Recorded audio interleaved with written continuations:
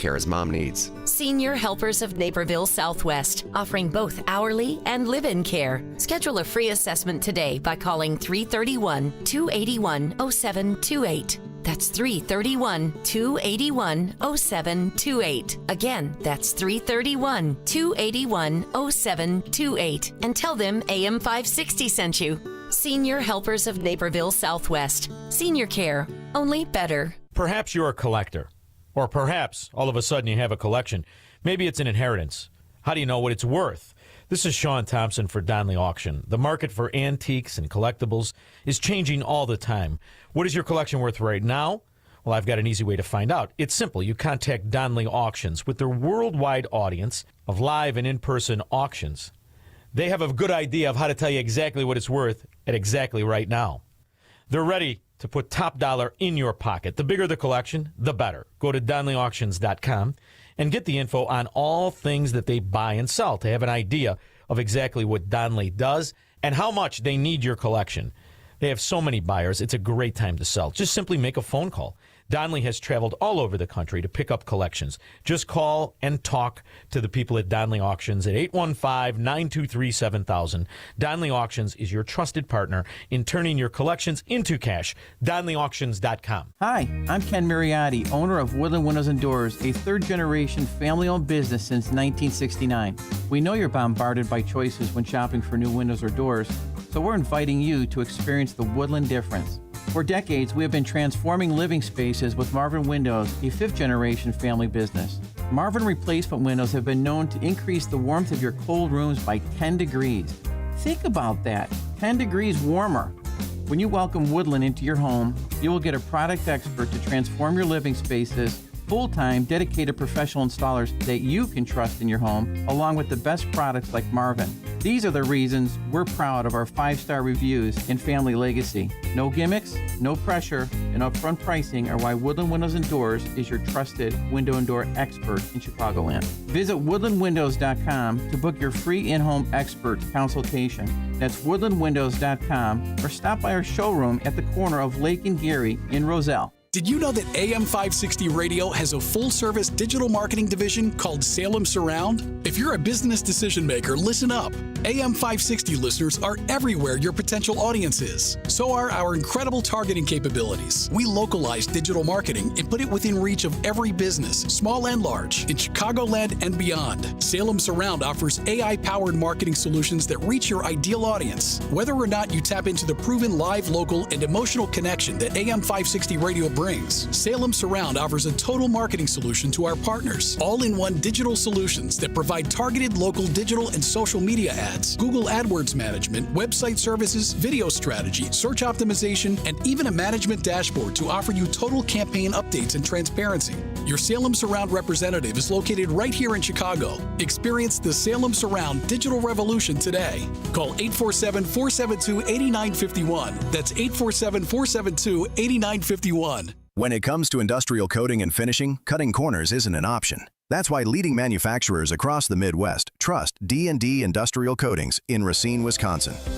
From powder coating and liquid painting to blasting and custom finishing, D&D Industrial delivers top-tier protection and performance, fast, precise, and built to last. With over 40 years of experience, ISO-certified processes, and state-of-the-art lines, D&D handles everything from OEMs and petrochemical to agriculture, marine, construction, medical, and government specs. Family-owned, nationally trusted. Whether it's a short run or high volume, your parts are in expert hands, finished on time and finished right. Visit them today, ddindustrial.net. Again, that's ddindustrial.net. Or call them at 262-637-0686 to get your custom quote today. Again, that's 262-637-0686. D&D Industrial Coatings, engineered to protect, finished to impress. Ross Shaw talks about building income in retirement. You know, you can actually structure it in a way that have that $4,000 a month coming in the door every single month. So you don't have to look at the stock ticker and say, oh, the stock market's up today, stock market's down. You still got that $4,000 a month, and having that opportunity to take the vacations and do all the fun things in retirement that you always dreamed to do. Unleash your wealth, Saturday at 7 a.m. and 2 p.m. on AM 560, The Answer. Hey AM 560 listeners, Jeff checking in again from JeffBuysYourHouse.com. What I learned serving our great nation in the military is that every mission is unique and success starts with listening. For nearly 20 years, our veteran-led house buying team has taken the time to understand what matters most to each homeowner we serve. Every home has a story, and every seller has different needs. Whether you want a quick closing or need extra time to find your next place, we customize our approach around what works best for you. That's how we've earned hundreds of 5-star Google reviews and an A+ rating with the BBB, by putting relationships first. No repairs needed, no cleanout required, and you pick the closing date that works best for your schedule. At JeffBuysYourHouse.com, we're here to help you through the entire transition, not just the transaction. Are you ready to work with a local team that takes the time to understand your home selling needs? Sell your house to the trusted source by calling us today at 630-895-9530. That's 630-895-9530 or JeffBuysYourHouse.com. Hey, heard you're getting ready to move. We just listed our house on the market. Just make sure you have the right attorney. Doesn't the real estate agent take care of all that? They stay involved, but you want to make sure you have a great lawyer that's negotiating the terms, helping resolve inspection items, clearing up title issues, preparing the deed and other documents, and attending the closing. The attorneys at Nauman & Associates in Elk Grove Village have decades of experience handling real estate transactions every day all over Chicagoland. NALawGroup.com. Now, your official weather forecast. Today, expect variable cloudiness with a few showers and a thunderstorm, making it humid. Thunderstorms may bring strong wind gusts in some areas. The high will reach 84. Tonight, there's a chance of a thunderstorm early, then becoming mainly clear and humid. The low will be around 69. I'm meteorologist Jason Caterina on AM 560, The Answer. Get the latest weather, traffic, and news updates online at 560theanswer.com. Portions of the following show may be pre-recorded. Now, from the Signature Bank Studios, this is Chicago's Morning Answer with Dan Proft on AM 560. The Answer.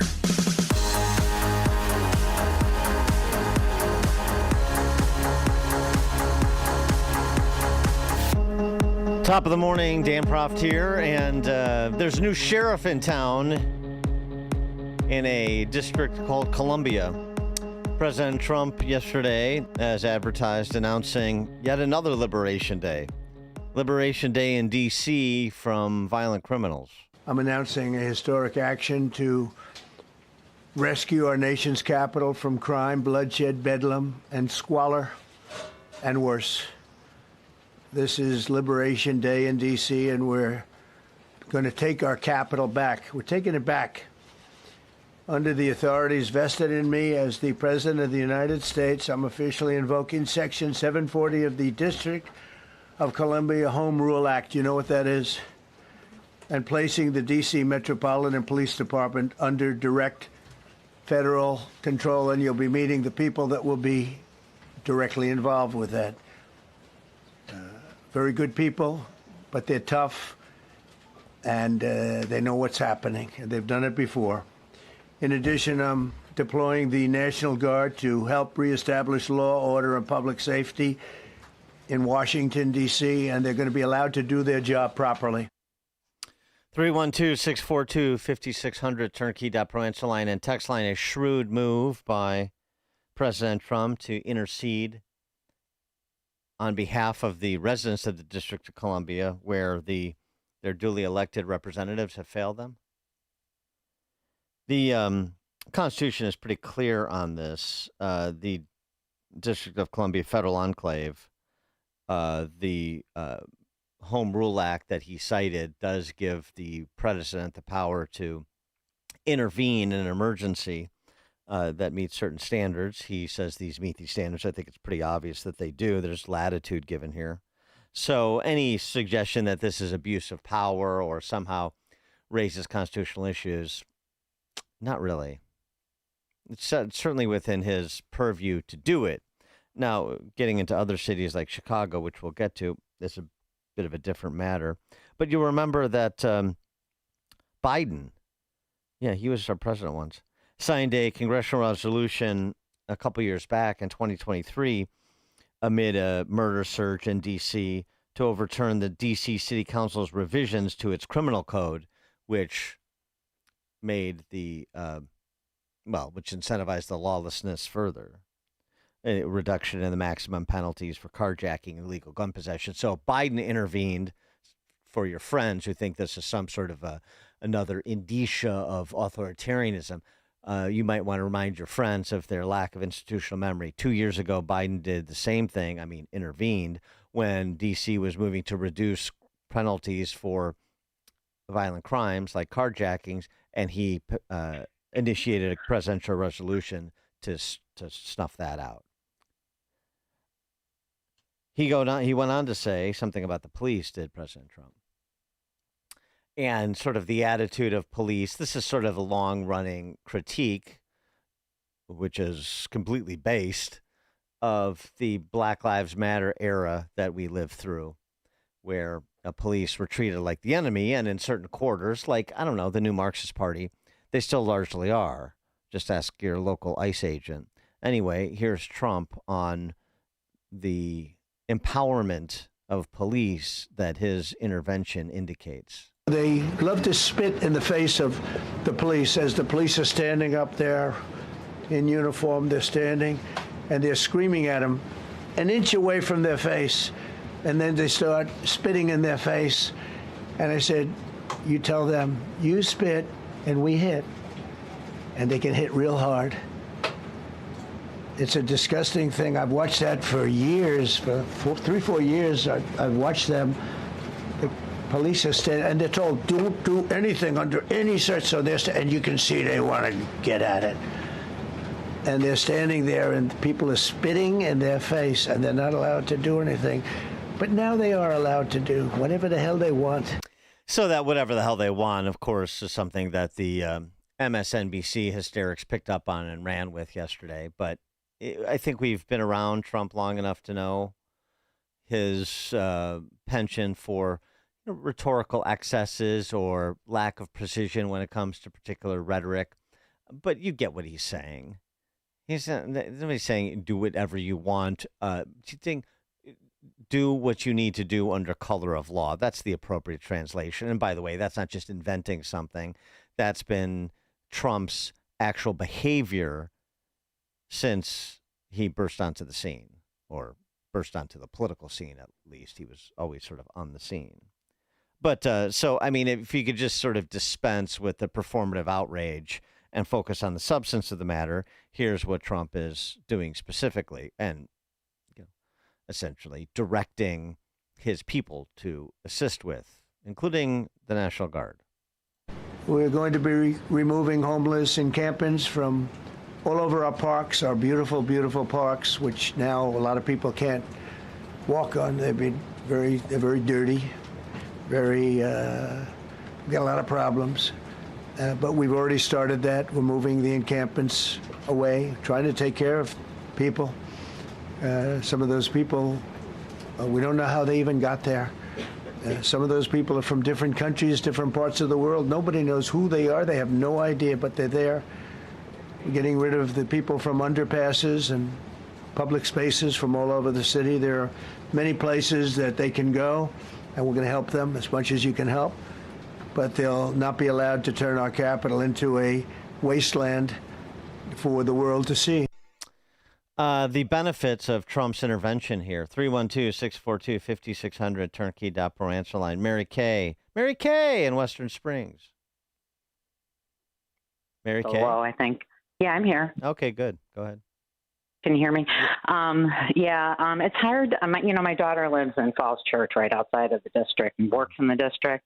I worry about her every day, because she walks to and from and, to and from the metro.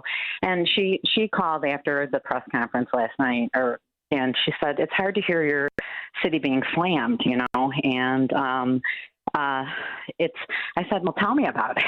I live outside Chicago, one of the worst cities, the statistics are bad, but the attitude of the people who were on the left last night were like on CNN's were saying, we're not scared. We still go outside. When I talk to people like that, the lady who cuts my hair goes downtown every weekend. I'm like, how do you even, I can't go down to the city. I still haven't been down to the city in a couple of years. I hate to live in fear, but there's a lot to be fearful of.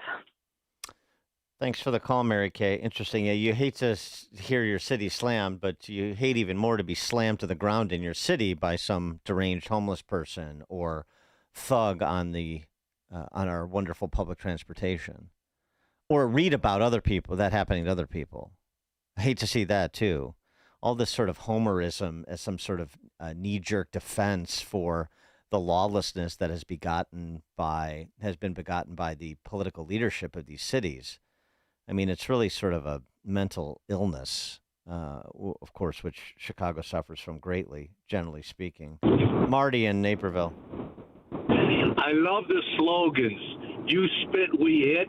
That's as good as the one in You're in My Second Home, maybe your first home in Florida. After the hurricane, you loot, we shoot. Yeah. I mean, they don't mess around either. FAFO, Marty. Yeah, FAFO. Thanks for the call. And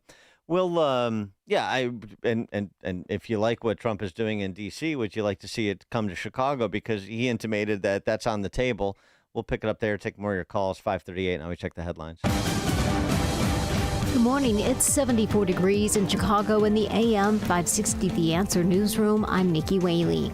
The mayor of Washington, D.C. is reacting to President Trump's crime actions in the nation's capital. Democratic Mayor Muriel Bowser spoke out after Trump placed the D.C. police under federal control and activated the National Guard as part of his major crackdown on crime. And while this action today is unsettling and unprecedented, I can't say that given some of the rhetoric of the past, that we're totally surprised. Bowser thinks Trump's current view on crime in D.C. is shaped by rising crime rates during his first term, but she says it's dropped since then. I'm Brian Shook. Washington, D.C. residents are protesting President Trump's decision. More than 100 protesters rallied near the White House Monday, some denouncing the decision as fascist and totalitarian. A group that helped organize the protest called on D.C. residents to make noise outside of their homes every night that the city remains under federal control. This report is sponsored by Audible. Stuck in traffic, Audible's romance collection will have you falling fast in the slow lane. Satisfy every side of you with best-selling modern rom-coms, the hottest romantasy series, and anticipated new releases. Start listening free when you sign up for a 30-day trial at audible.com. Chicago's Morning Answer continues next. Town Hall News, where conservative voices cut through the noise from breaking headlines to fearless opinion. We report what matters without apology. Written by people who actually believe what you believe. Town Hall tells the stories the corporate press buries, from President Trump to Capitol Hill, from pivotal elections to your everyday lives. Join the movement at townhall.com.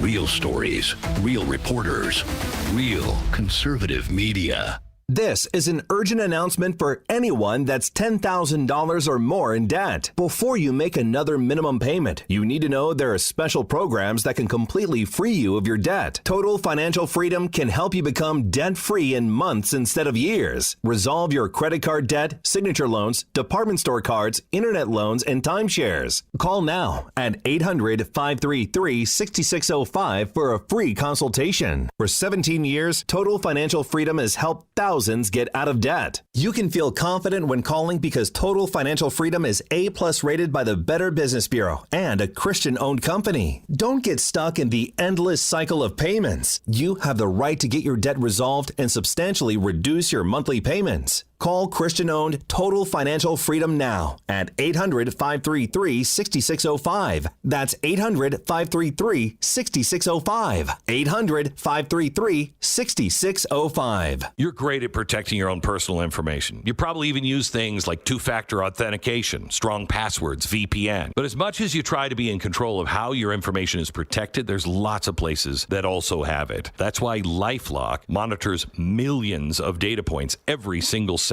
for identity threats. If your identity is stolen, a LifeLock specialist is going to help solve the identity theft issues, guaranteed, or your money back. Save up to 40% off your first year with a promo code Beck at LifeLock.com. Terms apply.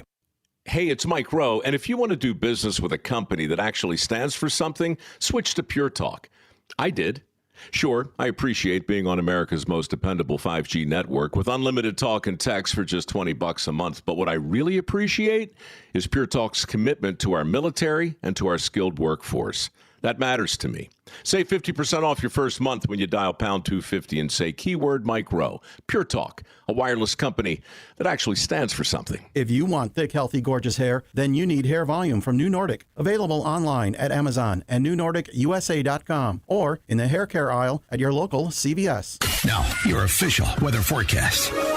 Today, expect variable clouds with a few showers and a thunderstorm, making it humid. Thunderstorms might bring strong wind gusts in some areas. The high will reach 84. Tonight, there could be a thunderstorm early, then mainly clear skies and humidity. The low will be 69. I'm meteorologist Jason Caterina on AM 560, The Answer. Get the latest weather, traffic, and news updates online at 560theanswer.com. Now, from the Signature Bank Studios. Only the biggest stories, only the biggest guests, and only the biggest opinions. This is AM 560, The Answer. Top of the morning, Dan Proft here. We're talking about the new sheriff in town in D.C. His name is Trump. And also responding to the contrived indignation and cherry picking of statistics by the "there's nothing to see here" crowd, defending the exploding fireworks factory that is D.C., just as they do the other major metropolitan areas around this country. A shrewd move by Trump, not just talking about violent crime, but talking about the people's city being a beautiful and enjoyable city. It's embarrassing what D.C. has become, says the new sheriff.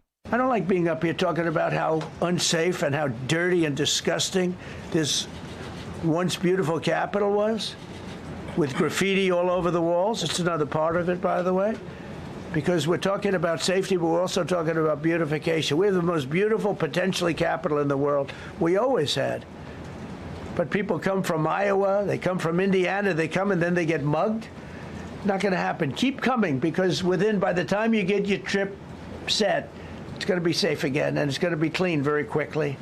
We're going to replace the medians that are falling down all over the roads. We're going to replace the potholes. We're going to put a nice new coat of asphalt over the top. No, we don't have to rip the road out and spend 7 years building a new road because they cut everything. Because some designers said, well, we need a quarter of an inch more turn for safety reasons. No, we're going to do it right. We're going to get it done quickly. I love when it gets into the details. And have a nice coat of asphalt here. This 7-year project you're trying to initiate to bond out to create work, and we don't need that. We don't need that little 3-inch turn. Anyway, the statistics too. You see the blaring headlines, including at the local affiliates here in Chicago, doing the bidding of the Eastern Seaboard propagandists. 30-year low, murders are down, so on and so forth. Yeah, they're down everywhere. It has nothing to do with the policies pursued by Muriel Bowser or any of these other big city mayors. There are all sorts of other dynamics at play that we've discussed quite a bit, can again. But just even though it's down, D.C. last year had the 4th highest homicide rate in the United States. It's 6 times higher than New York City's. It's 4 times higher than L.A.'s.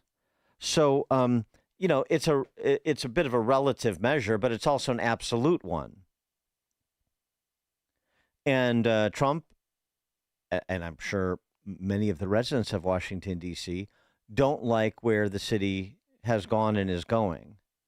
And yet there's never comments like unsettling offered by Muriel Bowser, the mayor of D.C., or her similarly situated brethren in other big cities when it comes to the violence that occurs on a daily basis, when it comes to the depredation, when it comes to the homelessness, and the just general degradation of the city, which is something you see in Chicago, too, if you walk around. Even if you're not, quote-unquote, afraid to go downtown, you better be observant, I would suggest.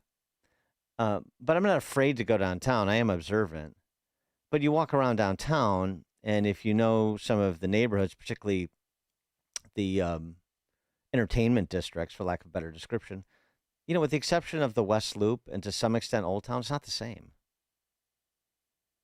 And that's something that Trump is getting at, too. This is not just, quality of life in big city America is not just, I didn't get murdered today. I mean, talk about low expectations. My car didn't get jacked today, or with me in it. Trump is trying to hold D.C.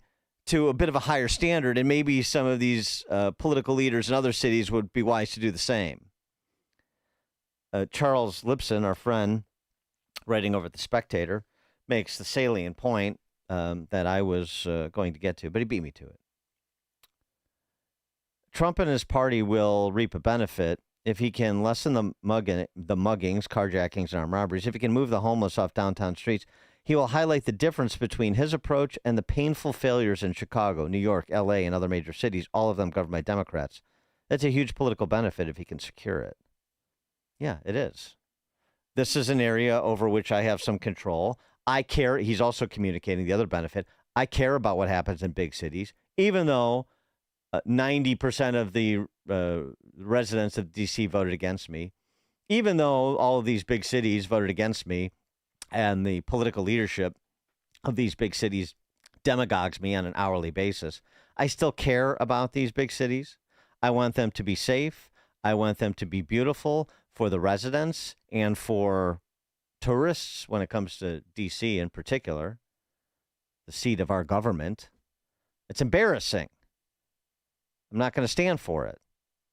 And he talked about he told a story at that press conference yesterday about his dad, telling him, like, looking at businesses, like if you see a restaurant where the door in the front of the restaurant is unkempt, is dirty, you can be sure that the back of the restaurant, the kitchen, is too. That's not a place you want to go. Have some pride in your business. Have some pride in your community. And demand that others do too. At least enough pride to not be destructive. Common sense counter-revolution. Anyone? 312-642-5600, turnkey.pro, answer line. Ed in the north side. Yeah, Dan, what you're seeing in Washington, D.C., you need in every Democratic-run big city in America. And Trump has got to nationalize the National Guard so it's taken out of the hands of the blue state governors who will tell the guardsmen to play patty cakes with the criminals. This is what has to be done. I've been saying it ever since the George Floyd riots. That's when the situation got completely out of control. For 5 years now, the criminals have taken over the streets. It's time to put them back in their place. Thanks for the call, Ed. Ron, Southside. Yeah, Jason Irvin said after this weekend that my community is being shattered by an unacceptable level of violence. You're Alderman Jason Irvin, right? Yeah. But here's the thing. No, it is acceptable. It's not unacceptable. It's acceptable because of the policy. Hey, get on the phone and call the fat boy, Pritzker. Call your state rep, call the mayor about the Safety Act, all these other policies. See, that just absolutely, Dan, that's the thing that really gets you. Like, well, this just happened overnight. No, these are the policies. So I just had to say, well, okay, so who are you talking to? Did you call the governor?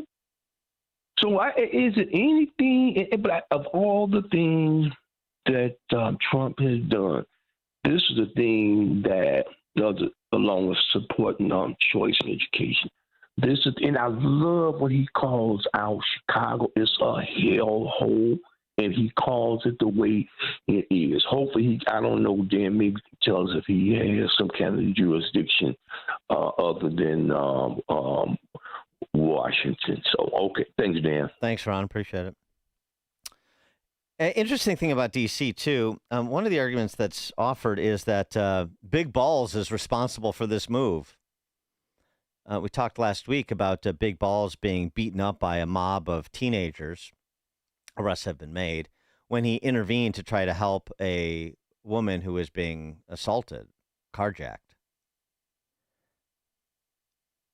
Big balls, of course, from Doge fame, for those of you who think I'm talking about AC/DC or something. So Edward Corsetine is his real name. Beaten up by a group of minors trying to protect a female friend who it was and thwart a carjacking attempt. This got Trump's attention. And it's like that's sort of what I'm talking about. He's like, to some extent, I'm not really interested in what the statistics are. I see what's happening, even anecdotally. I see what your response is to what's happening, and your response is unsettling, to borrow a word. And so where I have the opportunity to do something about it, I'm going to do something about it. Pretty straightforward. Faith Bottom, writing in the Wall Street Journal, there will be protests, and they may turn violent. But many of Trump's biggest political successes have been those that foster law and order. Here, he's advancing that goal simply by pointing out a reality that most Americans can see. The beating of Mr. Corsetine, big balls, is infuriating. Washington is a failing city, and decades of misrule have demonstrated the need for reform. Right. And guess what? People can see that about most, if not all, of our major cities. Like most, if not all, of cities in this country with more than 350,000 in population. They can see it. And a lot of people are tired of it. And they, it's sort of like a Barry Goldwater moment, too. I think many of them won't voice their support because it's Trump. But in their heart, they know he's right. They know he's right with what he's saying about D.C. and what he's saying about Chicago, which we'll get to momentarily. George in Naperville. My kind of town Chicago was. I saw a man run in fear with his wife in Chicago. Once my hometown. The dulcet tones of George from Naperville. Very dystopian spin on that standard. Thanks, George. Let's play Kash Patel here, too. Kash was there at the press conference, the head of the FBI. It's an all-of-government approach to what's happening in D.C. If only at the state level we'd get the same sort of alacrity from state and local leaders. And how do we do it? And what are we going to bring to D.C.? What we did in Northern Virginia, thanks to Terry Cole and Governor Youngkin and the team, we stood up a task force out in my Northern Virginia field office, and we said, let's let good cops be cops. Let's get them the intelligence and what they need, and let's get the red tape out of their way, and let's get DOJ partnered up with us to bring great prosecutions. And that's exactly what we did. In 1 month, we arrested 545 violent felons. 545 in the state of Virginia, thanks to Governor Youngkin's partnership. And that simplicity in law enforcement is what's coming to Washington, D.C. Well, that'll be a change of pace. Greg in Jefferson Park. Hey, good morning, Dan. I had relatives in from Slovakia about a month ago, and they went to New York City for a week, then Florida. I stayed with my sister, went down to the Keys, then came up here to Chicago. We took them down. They went downtown several times on the Blue Line, and I told them everything they needed to watch out for, in particular staying out of or away from the edges when the trains come so they didn't get pushed in. And I think the icing on the cake for these guys was when they were here at the house, one night about 12:30 at night, about 8 rounds got shot. A car got shot up about a block and a half away, and it woke one of them up, and she couldn't sleep the rest of the night and was worried about basically the whole city. She's like, I thought this was a good neighborhood. I said, well, it used to be. Mm-hmm. It's not really that way anymore, because that's the third shooting now within 2 blocks of my house, in the past year. So, I mean, it's common everywhere. It don't matter where you are or what you do, but it's bad, man. Have a good one, Dan. Thanks for the call, Greg. So speaking of Chicago, Trump raised the specter of the city, talking about the leadership that we have come to know BLM Brandon, Jelly Belly. First, the mayor. If we need to, we're going to do the same thing in Chicago, which is a disaster. We have a mayor there who's totally incompetent. He's an incompetent man. Yeah, we're aware. The need, or if it comes to it, we'll do the same thing in Chicago.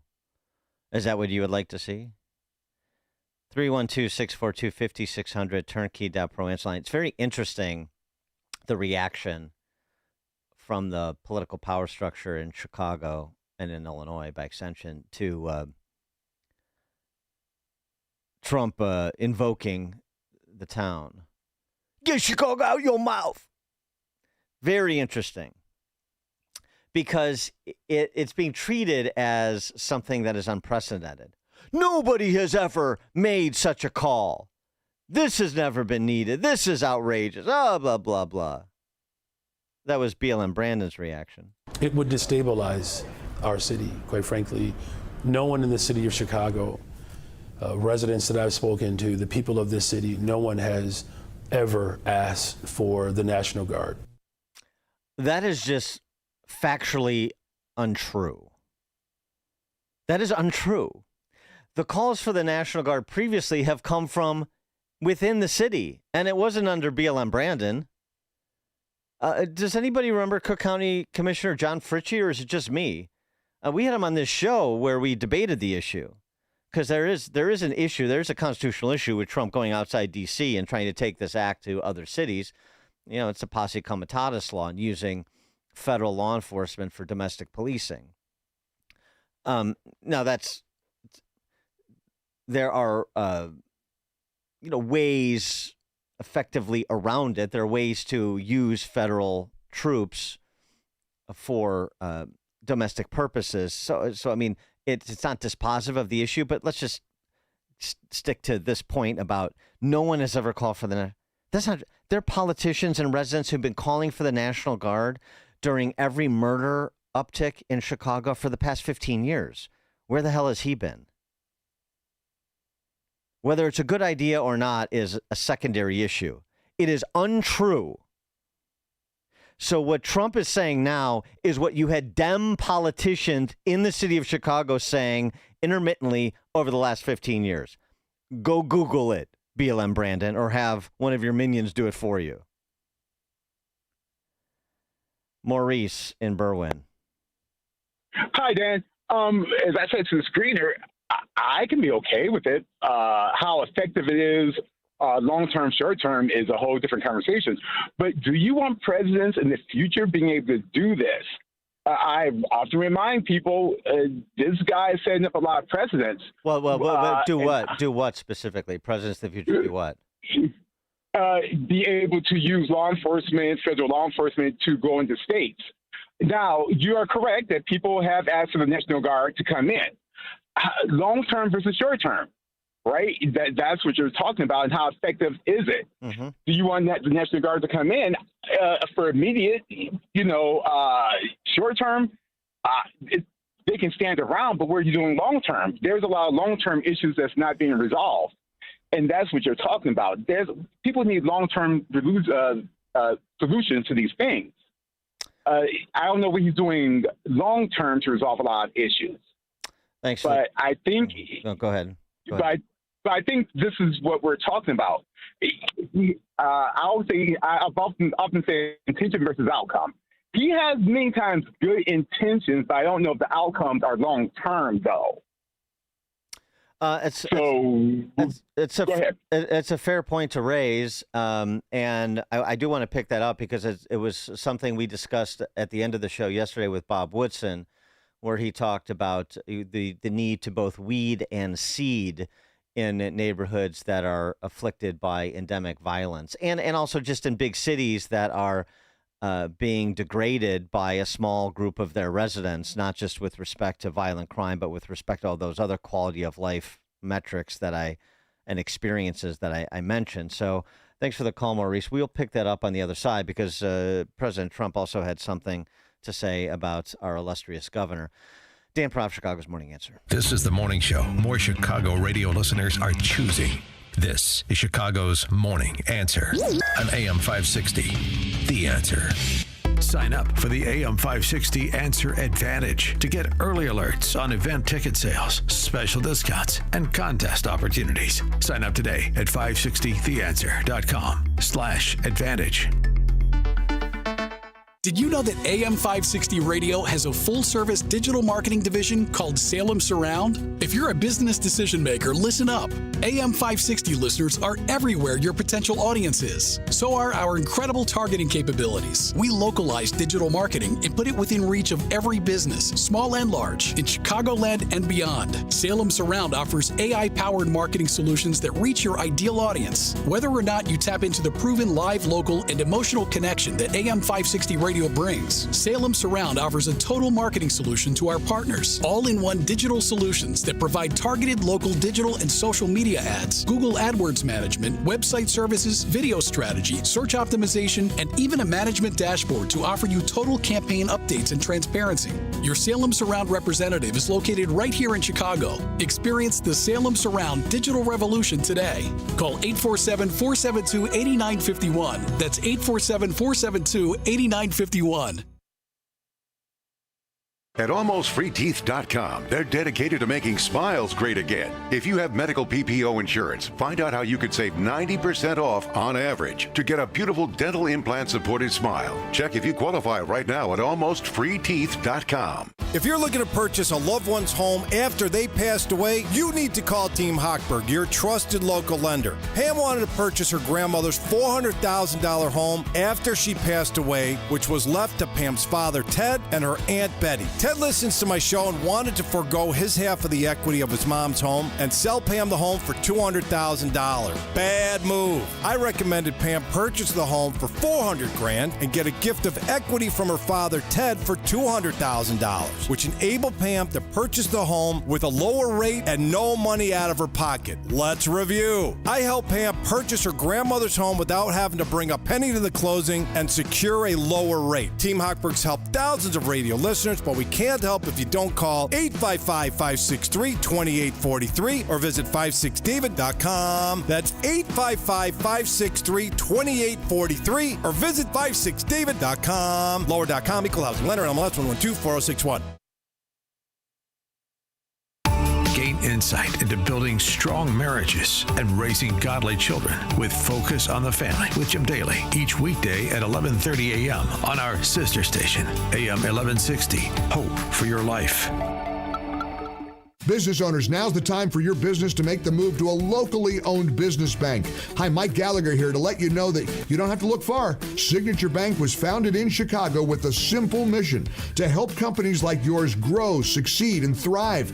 Their decisions are made locally by a terrific team that knows your name, cares about your business, and invests in your success. That's why Signature Bank is my bank. I'm a customer. As business owners, they knew that local family-owned businesses were not getting the help they needed or deserved. So I invite you to reach out to my friends at Signature Bank today. Write the number down. Remember this phone number, Signature Bank, 773-467-5630, and learn all about this great bank, 773-467-5630, or visit them online at signaturebank.bank. That's signaturebank.bank. Signature Bank makes commercial banking personal. Member FDIC, equal housing lender. News, opinion, insight. This is AM 560, The Answer. WIND, Chicago. Streaming at 560theanswer.com on the AM 560 mobile app, or tell your smart speaker to play The Answer Chicago. Pushing back against the president. I'm Dave Anthony, Fox News. That Trump must go now chant at a protest in Washington against the president's crime crackdown taking over D.C. police, bringing in the National Guard and federal agents. Mayor Muriel Bowser calls it unsettling and unprecedented. And Fox's Mark Meredith has the D.C. City Council reaction. Violent crime in the district is at the lowest rates we have seen in 30 years. The statement goes on to say federalizing the police department is unwarranted because there is no federal emergency. But crime is still happening, including the fatal shooting roughly 1 mile from the White House. Now we're hearing from D.C.'s U.S. attorney, who is urging local leaders to stiffen the punishments criminals may face for crimes both big and small. We've got to repeal these laws of the left-leaning D.C. Council, one member of whom I just indicted recently, and we've got to make this place safe for the people in the district. That was Janine Pirro on Fox's Hannity. 3 people are dead in Austin, Texas, including a child, after a shooting in a Target parking lot. The gunman fled and stole 2 cars until he was stopped and arrested. We have a male white suspect who appears to be 32 years of age, does have a mental health history. Austin Police Chief Lisa Davis. A U.S. steel plant badly damaged near Pittsburgh, Pennsylvania, the morning after an explosion rocked the facility, killing 2 people, injuring at least 10 others. We aim to get to the bottom of the origin of what caused this explosion and prevent it from ever happening again. Allegheny County Executive Sarah Innamorato. President Trump's given China an extra 3 months to work out a trade deal, keeping Chinese import tariffs at 30%. They were set to spike back up this morning. Tropical storm Erin off the coast of Africa, forecast to grow into the first Atlantic hurricane this season later this week. By Sunday, you're talking 115 miles an hour. That is getting up to Category 3 status, but at that point, you're just north of Puerto Rico, so we're still days and days and days away from this. Fox meteorologist Adam Klotz says it's unclear what Aaron's track is after that. America's listening to Fox News. Good morning. It's 75 degrees in Chicago in the AM 560 The Answer newsroom. I'm Nikki Whaley. Governor Pritzker and Mayor Johnson are responding to President Trump's threat to deploy the National Guard to Chicago to fight crime. Pritzker said Trump has no right and no legal ability to send troops into the city. Johnson pointed out that homicides and shootings are down in Chicago since he took office. The mayor also noted that the president has cut another $158 million in funding for violence prevention programs in cities like Chicago. 5 people are wounded following a shooting outside a senior center on the south side. Police say the victims were shot yesterday in the 700 block of East 43rd Street. All 5 were hospitalized in good condition. The shootings happened near Dr. Martin Luther King Community Center and Judge Slater Apartments. No arrests have been made. Police are investigating after an officer shot a stabbing suspect in Lyons Township. Authorities say an officer responded to a domestic violence call yesterday and found a male suspect holding a female at knife point. The victim was already visibly bleeding, while a second female was on the floor motionless and bleeding. The officer shot the suspect when he began stabbing the victim again. Both victims and the suspect were taken to the hospital. No word on their condition. A Ford Heights man is accused of dragging a small dog behind his vehicle.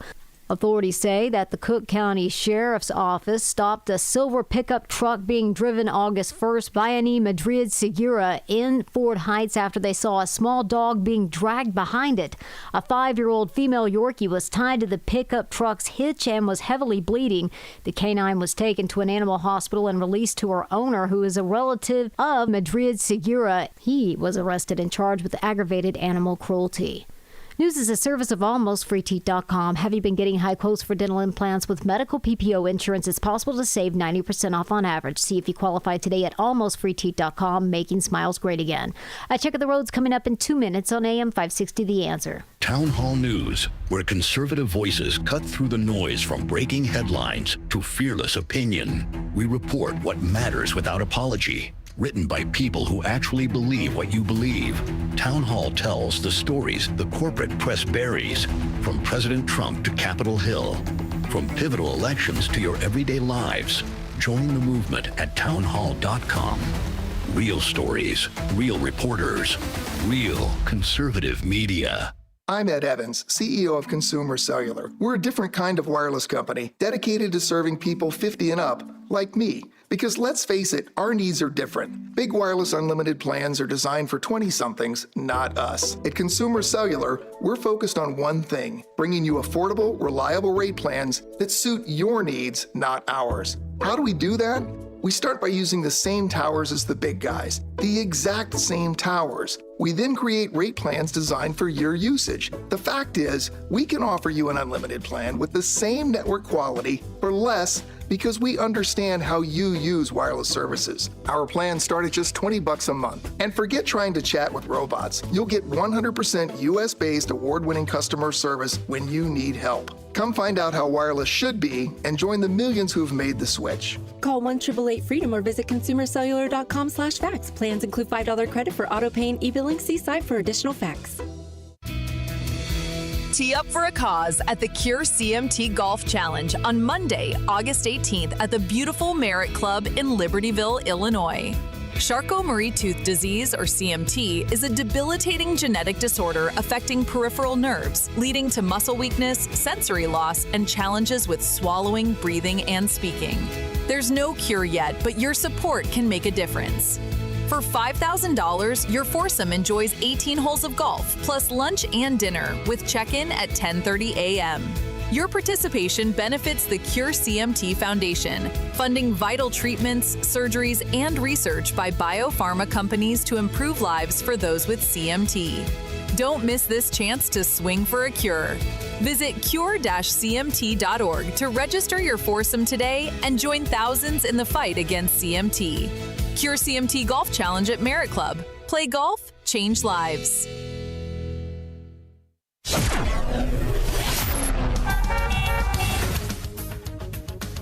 From the Team Hochberg Traffic Center, I'm Nikki Whaley. On the Edens inbound from Lake Cook to Montrose, 14 minutes, outbound 14 minutes. On the Kennedy inbound from Montrose to the Byrne Interchange, 8 minutes. Outbound is about 10 minutes. On the Eisenhower inbound from Wolf to the Old Post Office, 13 minutes. Outbound is 14 minutes. On the Stevenson inbound from the Tri-State to Lakeshore Drive, 18 minutes. Outbound is 16 minutes.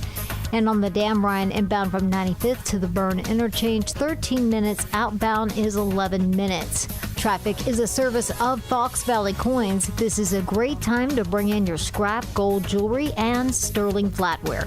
Cash or check offered on the spot. FoxValleyCoins.com.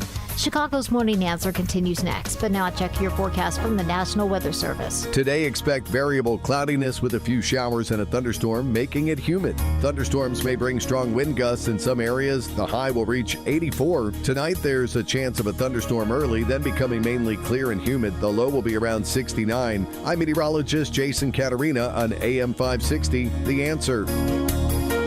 Get the latest weather, traffic, and news updates online at 560theanswer.com. Now, from the Signature Bank Studios, this is Chicago's Morning Answer with Dan Proft on AM 560. The Answer.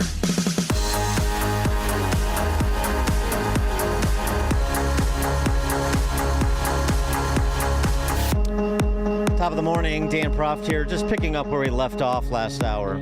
About Trump being the new sheriff of town in D.C. and being provocative in suggesting that, cities like Chicago, and specifically Chicago, have all the same problems as D.C. In fact, they're even worse. And not averse to taking this act on the road and bringing it to Chicago. That drew a rebuke from Brandon Johnson, who said that would destabilize the city. Yeah, nothing like law enforcement to destabilize a city. Yeah, that's a real insight into the quality of Brandon Johnson's thinking and understanding of the world. But also that, no one has ever called for the National Guard, even though members of his own party have, and not that long ago. I mentioned John Fritchie, former Cook County Commissioner and State Representative LaShawn Ford, too, friend of the show. Perhaps soon-to-be Congressman LaShawn Ford, replacing Danny Davis. He called for the National Guard back in the day, too. They're not doing it now because I believe when they called for it, Tiny Dancer was the mayor. Easier to do. You got to play identitarian politics. But I'm telling you, I mean, this cherry-picking of stats and indignation because it's Trump. He who keeps the peace defeats he who rationalizes the barbarism. There's a little aphorism you can have stitched on a throw pillow. Trump also took out after Jelly Belly. He's not the only incompetent. I mean, BLM Brandon, who he said this about. If we need to, we're going to do the same thing in Chicago, which is a disaster. We have a mayor there who's totally incompetent. He's an incompetent man. He is an incompetent man, but he's not the only one. Pritzker's an incompetent. His family threw him out of the business, and he ran for governor. And now I understand he wants to be president. But I noticed he lost a little weight, so maybe he has a chance. Oh, Notice a slimmed down Pritzker. You know, I'm sure it's through exercise, just like how Jesse Jackson Jr. slimmed down back in the day. Exercise eating right. Our little Hulkamaniac, J.B. Pritzker, sure. Pritzker responding to Trump and his compliment, even saying this. I guess I should say thank you for the compliment. It's not surprising to me that he suggests violating the law. He's done it many times and been convicted of it 34 times. Oh, you see what he did there? Was able to claw back that talking point. You think that almost has less currency than the gerrymandering demagoguery? Everything Trump does is against the law. No, it doesn't turn out that way, but okay. Everything that Trump does that is tactically or strategically similar to the things that we do, it's against the law when he does it. It's saving our democracy when we do it. Yeah, I get it. I understand. But, these two gentlemen, incompetent men, as Trump calls them, man, they are living in big glass houses. Again, you want to ridicule the guy that is serious about law and order and city beautification and quality of life for big city residents. Hate on him all you want. Meanwhile, you're the two that are, with some help, of course, that are platforming all this lawlessness. You're the two who say there's nothing to see here when the headlines say 5 people were shot outside a senior living building on the city's south side on Monday afternoon. 72-year-old woman shot in the shoulder, 3 men, 35-year-old shot in the arm, 44-year-old shot in the foot, 39-year-old shot in the arm. Fortunately, they're going to survive. This in the Bronzeville neighborhood. But I know there's nothing to see here. 2 killed, 7 wounded in shootings tied to large social media-fueled Austin party. Hey, that's BLM Brandon's neighborhood. A raucous weekend party that drew hundreds to the west side culminated in a series of shootings that led 7 people wounded and 2 people dead. I know there's nothing to see here. The real problem with Chicago is Trump's authoritarianism. Okay. Roll with it. Frank in Tinley Park. Yeah, I remember Mayor Daley shoot to kill. Shoot to kill. I think Mayor Daley and Donald Trump would be great friends. They probably would back in the day. Thanks, Frank. Yeah, shoot to kill the arsonist, shoot to maim the looters, if I have that recall correct. I think I do. Dick Durbin, your outgoing United States Senator after 3 decades of noble service. Dick Durbin, this is one of their talking points, too. I heard it on MSNBC yesterday. Their efforts to spin. Okay. It's a typical move by this president to create chaos and uncertainty and to draw the attention from other issues like Jeffrey Epstein. Oh, man. So now Saka Durbin is a Jeffrey Epstein hawk. That's interesting. You know, I'm old enough to remember 2023 when Hillary Vaughn from Fox News was chasing Dick Durbin down to get him to explain why he wouldn't subpoena Epstein records. Chairman Durbin, can I ask you a quick question? Why won't you subpoena Jeffrey Epstein's flight logs? So who are you? Hillary Vaughn with Fox. With Fox, of course. I don't know anything about his flight logs. But why won't you subpoena them? Why don't you want to know? I don't know the issue. I know who Epstein was, but I certainly don't know anything about the issue. Well, he was charged with sex trafficking, so why don't you want to know who was utilizing his private plane? Never been raised by anyone. Well, Senator Blackburn has wanted to subpoena them, and there hasn't been a vote in your committee. Said a word to me, not a word. But aren't you curious, like, what high-profile or powerful people might be closeted predators and pedophiles? Doesn't that concern you? Of course. So why won't you subpoena them if you can? It's the first time anyone has raised it. Thank you, Fox. So are you curious about it? Will you do it? That was in December of 2023. And as Hillary Vaughn referenced, Marsha Blackburn, Tennessee senator, and now running for governor of Tennessee, at a November 9th Senate Judiciary Committee business meeting. November 9th, Blackburn. What you just heard was Durbin on December 23rd. And this is what she said. And since we're in the business of issuing subpoenas now, here are a few more that I've filed. A subpoena to Jeffrey Epstein's estate to provide the flight logs for his private plane, given the numerous allegations of human trafficking and sexual abuse surrounding Mr. Epstein. I think it is very important that we identify everybody that was on that plane and how many trips they took on that plane and the destinations to which they arrived.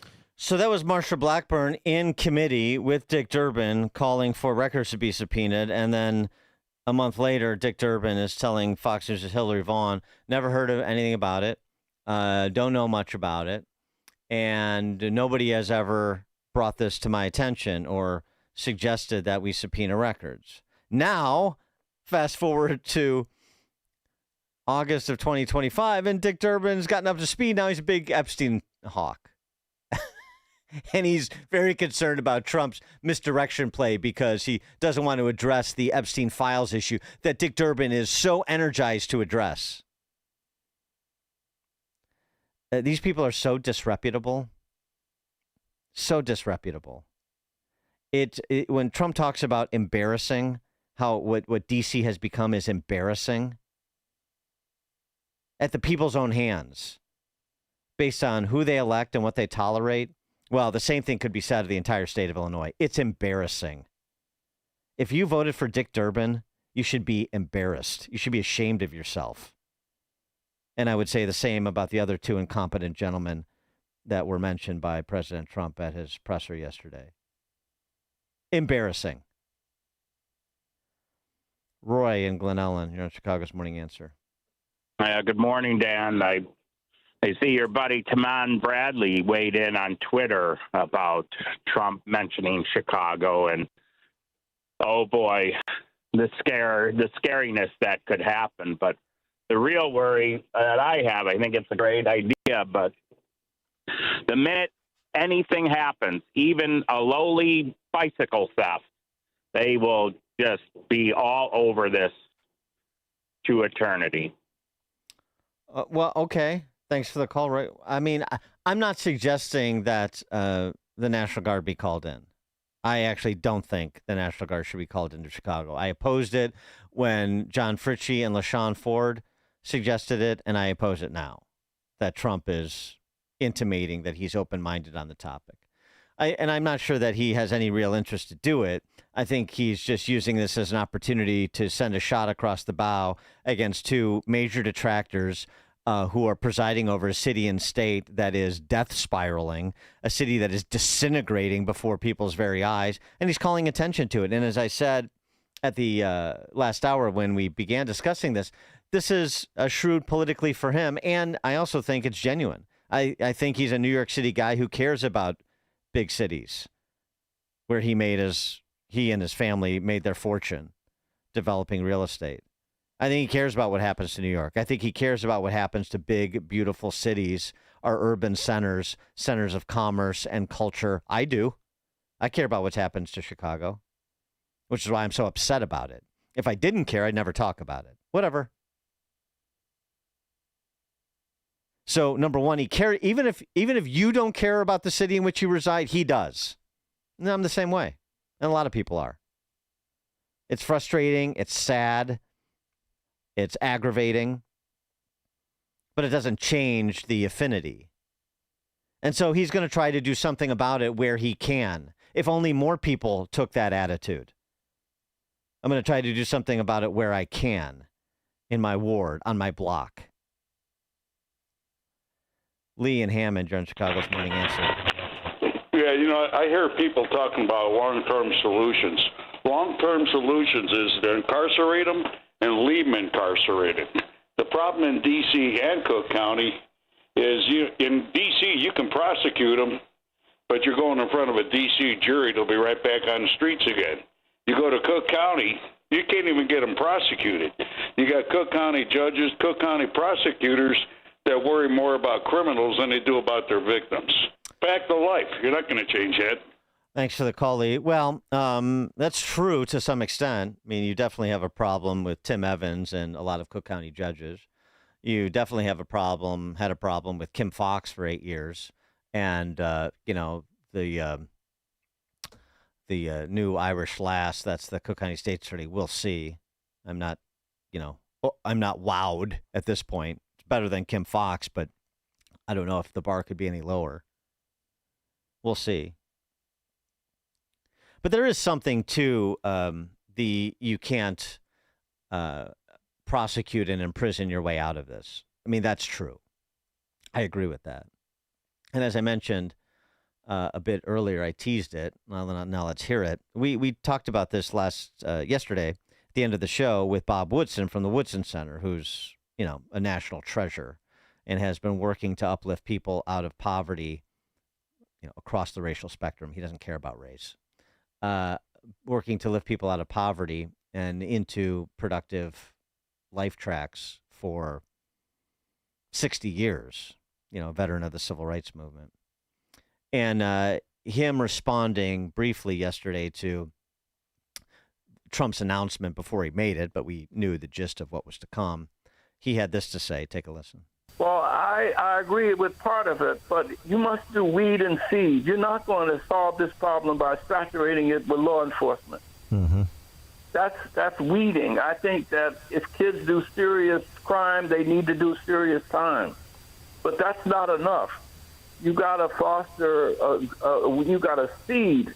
And the seeding of it is supporting indigenous organizations in Washington, like the Alliance of Concerned Men, that have their presence in these high crime areas and doing a great job of promoting transformation and redemption on the part of these young people. Unfortunately, the Attorney General, the Eugene Puro, who is the U.S. attorney in Washington, she made a statement that, well, we shouldn't have killers as mentors. Well, I would like to remind her that there was a man called Saul who used to be a killer too until he had a Damascus experience. Now they call him Paul.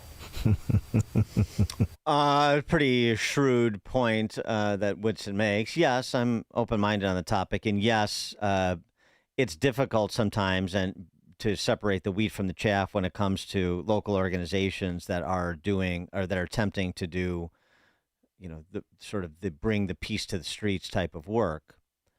Some are effective, many are not. Many are pass-throughs, the NGOs for political operatives to stay on the dole while they wait for the next campaign to gear up. So you have to be very specific, and this is why it's so nice to have essentially an ombudsman like Bob Woodson, who knows the organizations that are doing the things that make a material difference in big cities around the country. You need somebody that can be a clearinghouse like the Woodson Center is. But he's right. I mean, the weeding and the seeding, you have to do both. He's hardly soft on crime or suggesting that people get a pass because of their circumstances. He's quite the opposite. But you do have to seed. I mean, it's a cultural problem in these big cities as well. I don't think anybody disputes that. We talk about it all the time with respect to family disintegration and other the poor government schooling. I mean, these things are contributing factors. So there's a cultural component to it as well. It's not just a weeding problem. It is a seeding problem, too, in my view. I share Bob Woodson's. Jerry in Milwaukee. Yeah, good morning, Dan. I know Milwaukee isn't one of the largest metro areas, but we have the same problem here, and it's the media. The media will not report on black crime or black on white crime, but they will report on white on black. And as a result, you ask somebody on the street about crime here, and they'll say, "Oh, there's nothing wrong here." Yeah, thanks for the call, Jerry. I think there's a different dynamic afoot in terms of people saying, "Oh, it's just big city living." Like the story I always reference that was so indicative of the Stockholm syndrome that afflicts Chicago. Guy walking with his girlfriend in, I think it was the financial district, gets winged by a stray bullet in his hand, and his reaction to the press who inquired after it was, "That's just big city living." Yeah, getting winged by a bullet walking down the street, having a day with your loved one is just big city living. No, it's not. No, it's not. But I think, I understand that the Chicago Press Corps, the Milwaukee Press Corps, the network affiliates that do the same thing as the networks, try to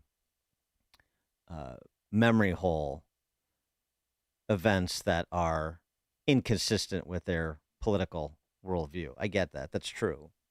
But I don't think it's effective. I don't think that they are persuading anyone as to what is or isn't happening. I think people know. I think the different dynamic is this. It sort of hit me. I was watching the series on Netflix, Department Q. It's a British series on Netflix. It's actually a series that was developed off of a trilogy of Danish movies from about a decade earlier. If anybody's watching Department Q, the series on Netflix, go back and watch the trilogy of the Danish Department Q movies because they're really good. The series is pretty good. The movies are very good, and sort of like the Stieg Larsson Girl with the Dragon Tattoo type of thing, but better. And Department Q is like a cold case squad and a police force. Anyway, I digress. There's a scene in the last episode, and this is not a spoiler alert, but where Matthew Good, who's the principal detective for Department Q, very good British actor, his partner says to him, they're talking about truth. And his partner says to him, for most people, the truth is what it needs to be. For most people, the truth is what it needs to be. In other words, I can't rationalize what is happening in the place I call home. I can't confront the quality of life and what I'm paying for it in Chicago or Milwaukee or DC. So I have to believe the beautiful lies that I always talk about, or I have to come up with some sort of perplexing rationalization for things that I would otherwise not accept.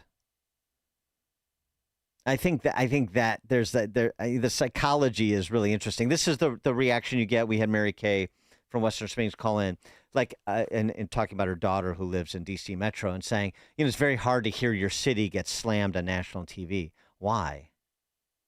Because I want to be proud of where I live. I want to say this is a great place to live. I want to say I'm enjoying it. I want to say I have a great quality of life. I want to say I'm getting value for my dollar.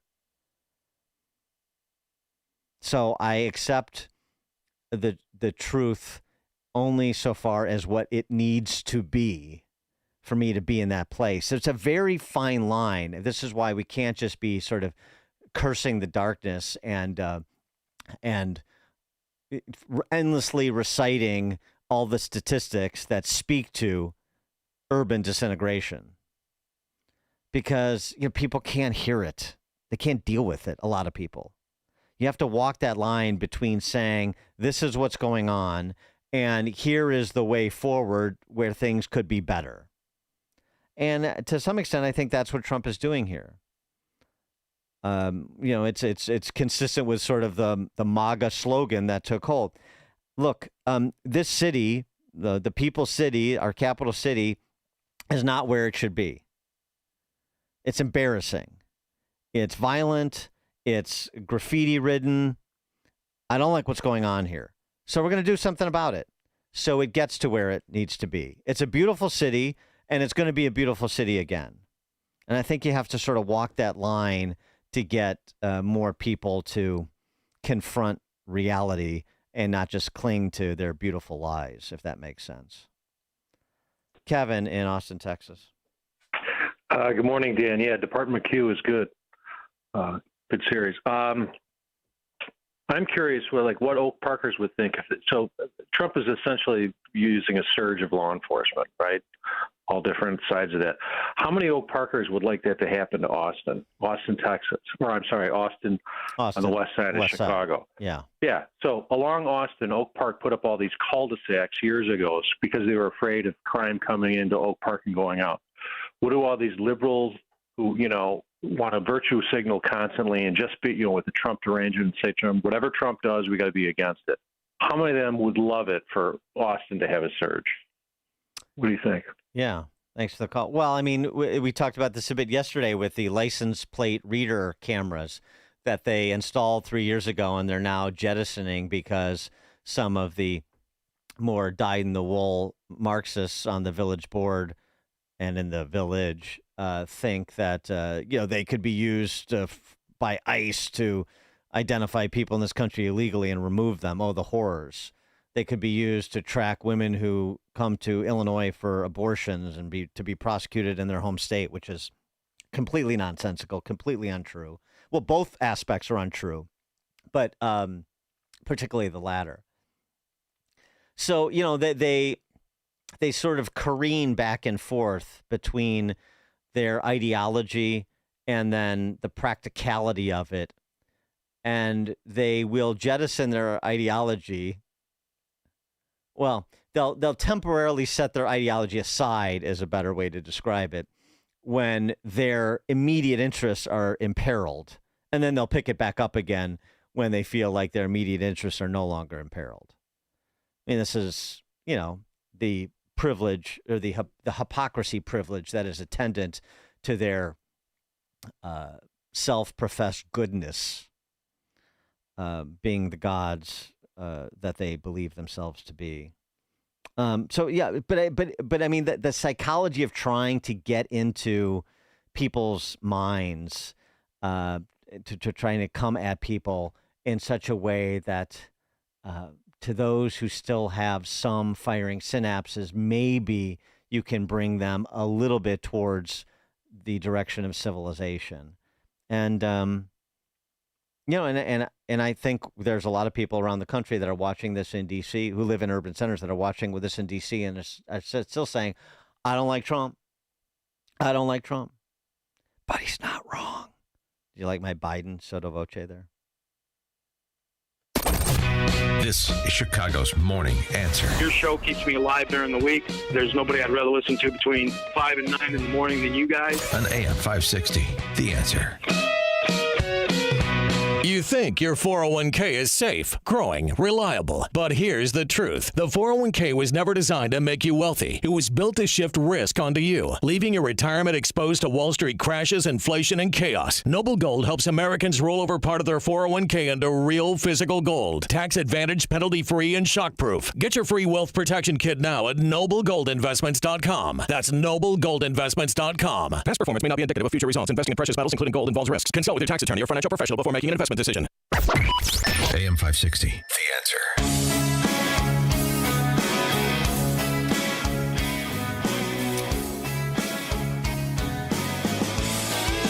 All right, coming up at 6:36, we're going to talk to David Drucker, senior writer for the Dispatch, about the National Guard in D.C. and all the other salient political issues being kicked around, including the flea-bagging Texas Democrats still residing in Illinois. That's all 6:36. Now we check the headlines.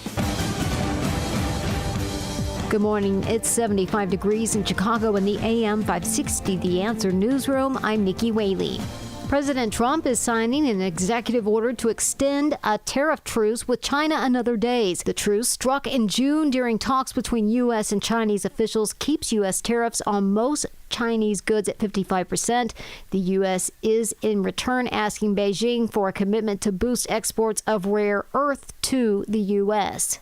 Harvard University is reportedly near an agreement to end its dispute with the Trump administration. The New York Times reports the current framework of the deal calls for Harvard to spend $500 million on educational and vocational programs. This would allow Harvard to avoid having to pay anything directly to the federal government to resolve the matter. It would also let the flow of billions of dollars in federal funding for Harvard that has been suspended over allegations of anti-Semitism on campus to resume. President Trump is nominating E.J. Antoni to be the next commissioner of the Bureau of Labor Statistics. He is the chief economist of the Heritage Foundation and a longtime critic of the BLS. Trump fired BLS Commissioner Erica McIntyre earlier this month after the agency released a weak jobs report. Trump claimed the jobs numbers were rigged to make him and Republicans look bad. The president posted on Truth Social that Antoni will ensure the numbers released are honest and accurate. News is a service of the daily podcast of Chicago's Morning Answer and The Sean Thompson Show. Hear both shows with limited commercials when you subscribe for free to the daily podcast at 560theanswer.com/podcast. I check the roads coming up in 2 minutes on AM 560 The Answer. The biggest AM 560 event of the year is coming to Gobert's Farm in Pingree Grove on Friday, August 22nd. It's Sean Fest 2025. Join hundreds of fellow AM 560 listeners for the summer's best party. Be a part of the on-location broadcast with Sean Thompson, followed by live music, photo opportunities, food and dessert trucks, and it's all free. Registration is requested at 560theanswer.com/SeanFest. Sponsored in part by Quick Delivery Service and by MyVirago.com. Perhaps you're a collector, or perhaps all of a sudden you have a collection. Maybe it's an inheritance. How do you know what it's worth? This is Sean Thompson for Donley Auction. The market for antiques and collectibles is changing all the time. What is your collection worth right now? Well, I've got an easy way to find out. It's simple. You contact Donley Auctions. With their worldwide audience of live and in-person auctions, they have a good idea of how to tell you exactly what it's worth at exactly right now. They're ready to put top dollar in your pocket. The bigger the collection, the better. Go to DonleyAuctions.com and get the info on all things that they buy and sell to have an idea of exactly what Donley does and how much they need your collection. They have so many buyers, it's a great time to sell. Just simply make a phone call. Donley has traveled all over the country to pick up collections. Just call and talk to the people at Donley Auctions at 815-923-7000. Donley Auctions is your trusted partner in turning your collections into cash. DonleyAuctions.com. That shot was money, Lisa. Hey, speaking of, did you ever figure out what to do with your parents' old coin collection? Not yet. I need a reputable dealer to appraise them. I have no clue what they're worth. I just finished working on my dad's estate collections. I took it all to Fox Valley Coins. Their customer service was the best. Plus, they're super honest and reputable, but most importantly, experienced. They'll give you the best prices. Really? They handle estate collections? Absolutely. Buying, selling, appraising, they do it all. It was quick and simple, and we maintained our privacy. Fox Valley Coins made the whole process easy. That's exactly what I need. Are they local? Right in Naperville. They have an easy website to remember. FoxValleyCoins.com. Perfect. Now let's see if you can return this shot. Whether buying or selling or just want valuation, Fox Valley Coins is your trusted gold and silver dealer. Visit Fox Valley Coins, 1 light north of I-88 on Route 59 at the Naperville-Warrenville border. FoxValleyCoins.com. Family-owned integrity since 1981. Hey AM 560 listeners, Jeff checking in again from JeffBuysYourHouse.com. What I learned serving our great nation in the military is that every mission is unique and success starts with listening. For nearly 20 years, our veteran-led house buying team has taken the time to understand what matters most to each homeowner we serve. Every home has a story, and every seller has different needs. Whether you want a quick closing or need extra time to find your next place, we customize our approach around what works best for you. That's how we've earned hundreds of 5-star Google reviews and an A+ rating with the BBB, by putting relationships first. No repairs needed, no cleanout required, and you pick the closing date that works best for your schedule. At JeffBuysYourHouse.com, we're here to help you through the entire transition, not just the transaction. Are you ready to work with a local team that takes the time to understand your home selling needs? Sell your house to the trusted source by calling us today at 630-895-9530. That's 630-895-9530 or JeffBuysYourHouse.com. Are you looking to hire? ZipRecruiter finds the best candidate for your job fast. Try ZipRecruiter for free at ZipRecruiter.com/free. ZipRecruiter.com/free.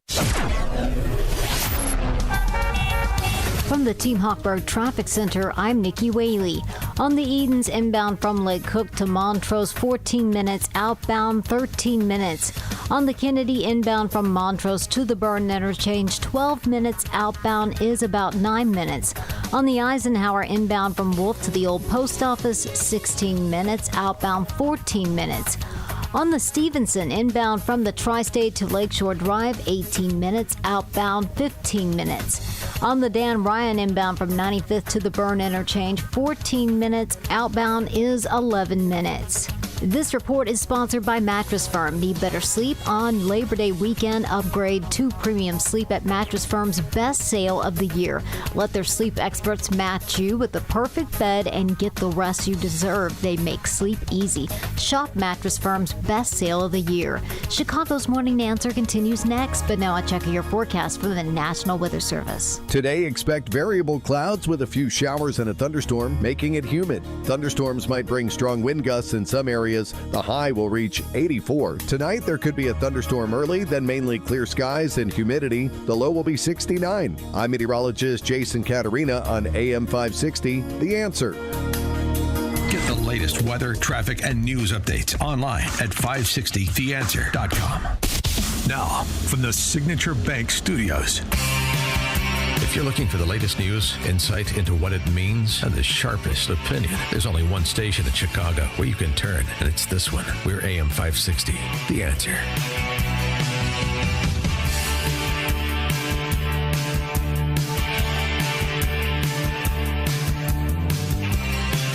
Top of the morning, Dan Proft here. Just thinking about the gerrymandering imbroglio, and then now this contretemps over Trump's intervention in D.C.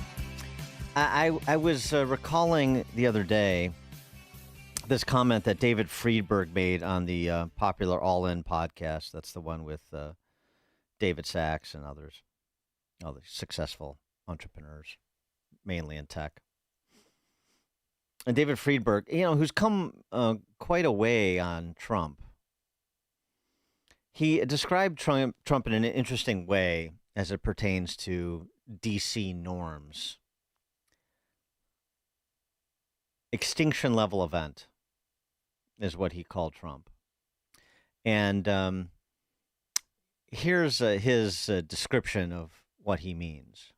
There's this kind of thing that happens in biology called evolution, and a lot of people think evolution is this continuous process, but it's not.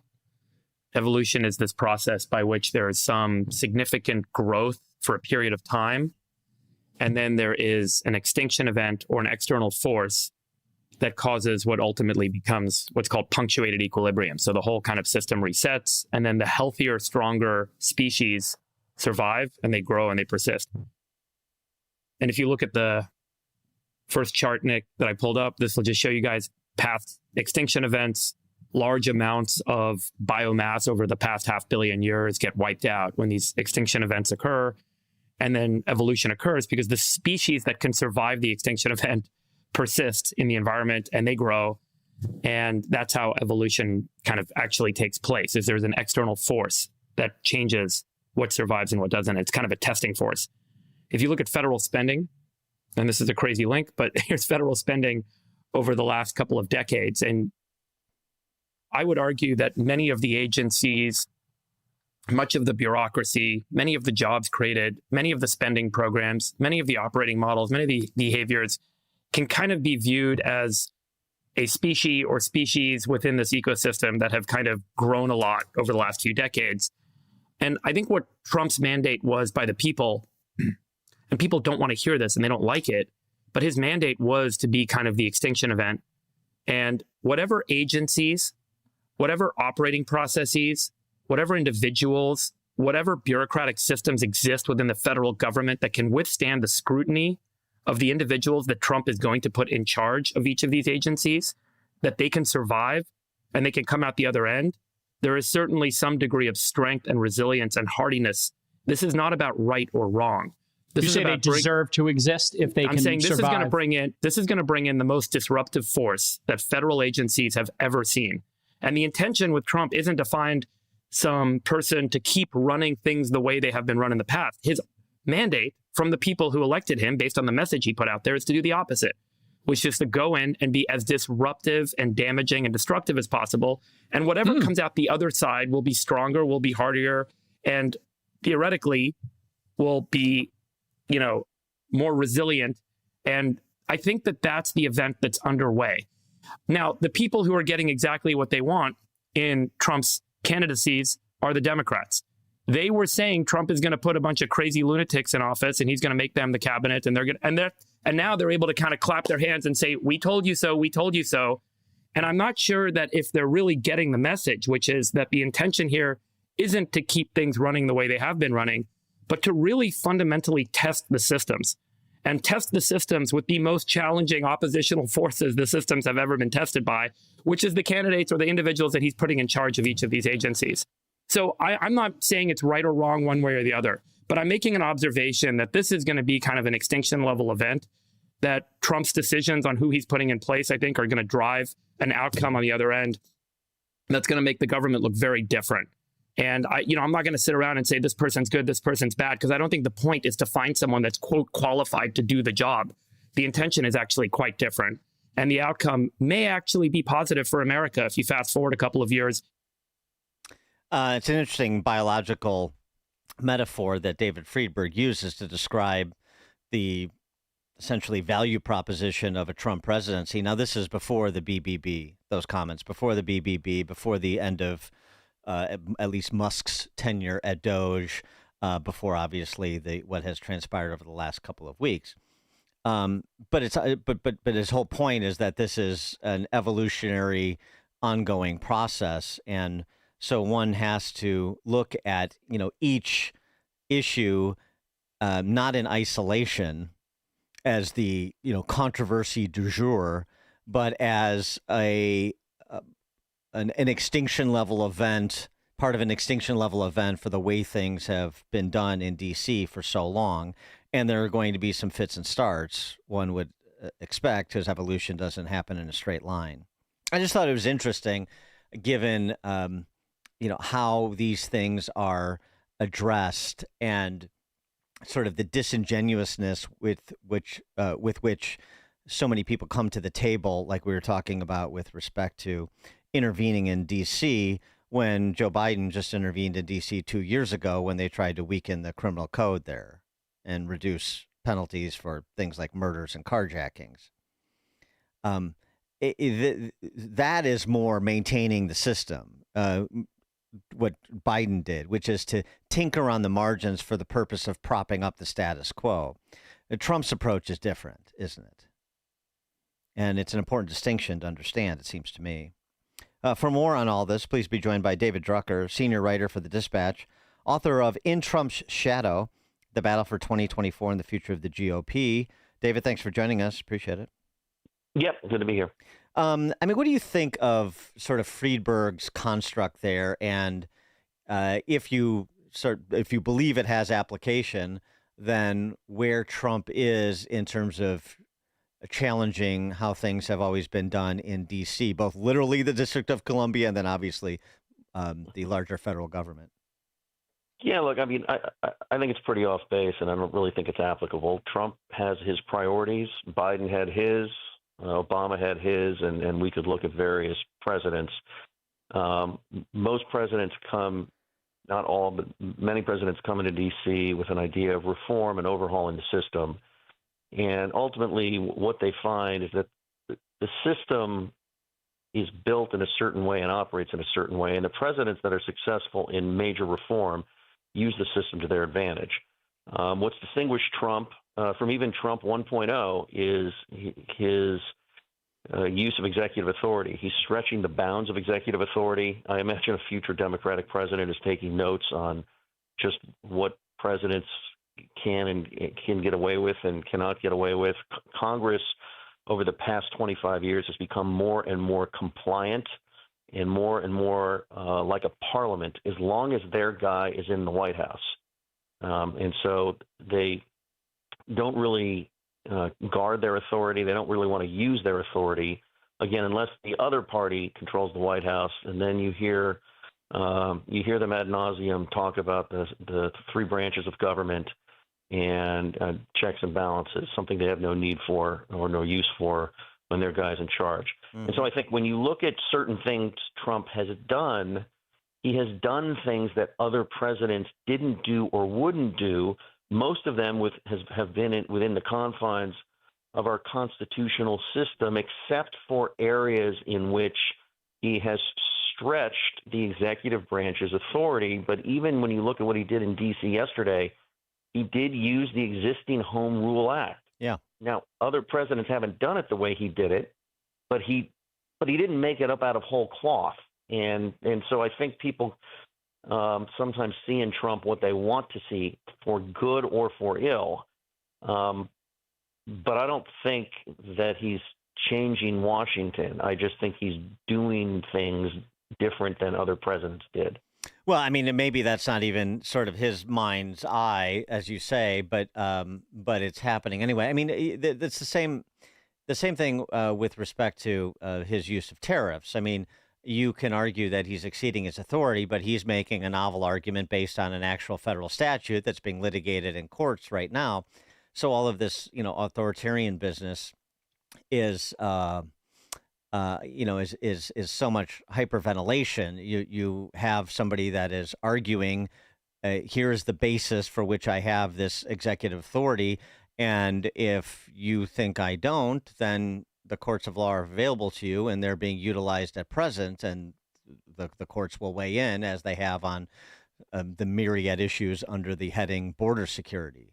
So I guess the question would be then, I mean, if you really want sort of system change, the way that David Friedberg was talking about the system change is Trump's mandate, then you would almost have to have Trump, a president like Trump, but also a Speaker of the House and a Senate president or a Senate Majority Leader like Trump too, right? So that you would have people really competing to exercise their duly conferred powers. Well, I think that's a good observation, but I'd remind people that you also need sufficient majorities to get things done. Yeah. Whatever it is that you want to get done, right? I mean, and I also think a lot of this is perception from voters in terms of, and I'd say it like this, President Barack Obama was elected with very big Democratic majorities. He had 59 Senate seats, and then one Republican switches parties, and he has 60 seats. And so after 60 years of trying, Obama's able to do something unprecedented. He's able to achieve some sort of socialized, nationalized health care. It didn't nationalize the system as many Democrats wanted, but it did create a whole new level of government control. And that was a big overhauling of the health care system. But he was able to do it because he also had a legislative branch that had sufficient numbers with his party to do what he wanted. And of course, Republican voters, there was a hue and cry from the right about, the dictatorial Obama, and he's taking away our health care, and what right does he have to do this? And what about Congress? And they should stop him. And then a lot of conservatives were upset with the Roberts Court when they ruled the mandate a tax. Mm-hmm. Even though it was a mandate, of course, the mandate's since been undone. But, what do we see now when Trump is thwarted by the court? How dare they, so voters generally, it's about what they want and what they feel is necessary. It's not, they don't render an opinion viewed through principle. And of course, our system, which I think a lot of people, not that they don't know this, but they forget, the president isn't the sole ruler of the country, no matter how big his mandate, no matter how big he wins by. And these days, presidents don't win by much, right? I mean, we have a Congress that is supposed to have, in fact, more power than the presidency, according to the Constitution. We have the judiciary branch. So these things are not, well, he was elected, he gets to do what he wants. Right. No, he was elected and they were elected and they can hash it out. And I think sometimes what, people see these things through political prisms the same way as, the media does, and can be very inconsistent in that regard. Do you think the D.C. gambit is a net benefit politically for Trump? Hard to say. The thing about Trump is that he takes an issue in which he might achieve broad support, and he talks about it in a way that ensures that only his supporters are going to like it. I live in D.C. I've lived in D.C. for 20 years. My wife and I live on Capitol Hill. We're raising our kids here. The district isn't as safe as it was pre-pandemic. It is safer than it was at the height of the pandemic. Mm-hmm. A lot more work needs to be done, and to the extent that what the federal government does at Trump's direction can affect that outcome, there is work to be done. D.C. is a very complicated city in that there's a lot of federal land. I remember during the height of the pandemic, there were a lot more homeless encampments. I complained to the city as a concerned resident who has kids. Yeah. And they'd say, yeah, we'd love to do something about it. That's federal land. We have no jurisdiction. And then it would take forever to figure out what agency I was supposed to go to and who I was supposed to write to. All of which is to say is there's a role for the feds to play here if it's done constructively. And what is the plan for when they go home? Because they were not going to, even Trump said it's not going to happen forever. So how is this going to leave the city safer once they're done? I'm not saying this to be critical. What I'm saying is there are a lot of details we don't know yet. Once we learn the details, we see the strategy, it may turn out to be very effective. And if it's effective, people are going to like it. And if it's not, and it's disruptive, of course, they're not going to like it. But we're going to have to see how it goes first. David Drucker, senior writer for The Dispatch, author of In Trump's Shadow, The Battle for 2024 and the Future of the GOP. David, thank you as always. Anytime. And he joined us on the Turnkey.pro answer line. Before you see it on TV, share it on Facebook, or read about it in the paper, hear it here first. This is Chicago's Morning Answer on AM 560. The Answer. Looking for some hope? Listen to Leading the Way with Dr. Michael Youssef on our sister station, AM 1160. Hope for your life. Weekday mornings starting at 8.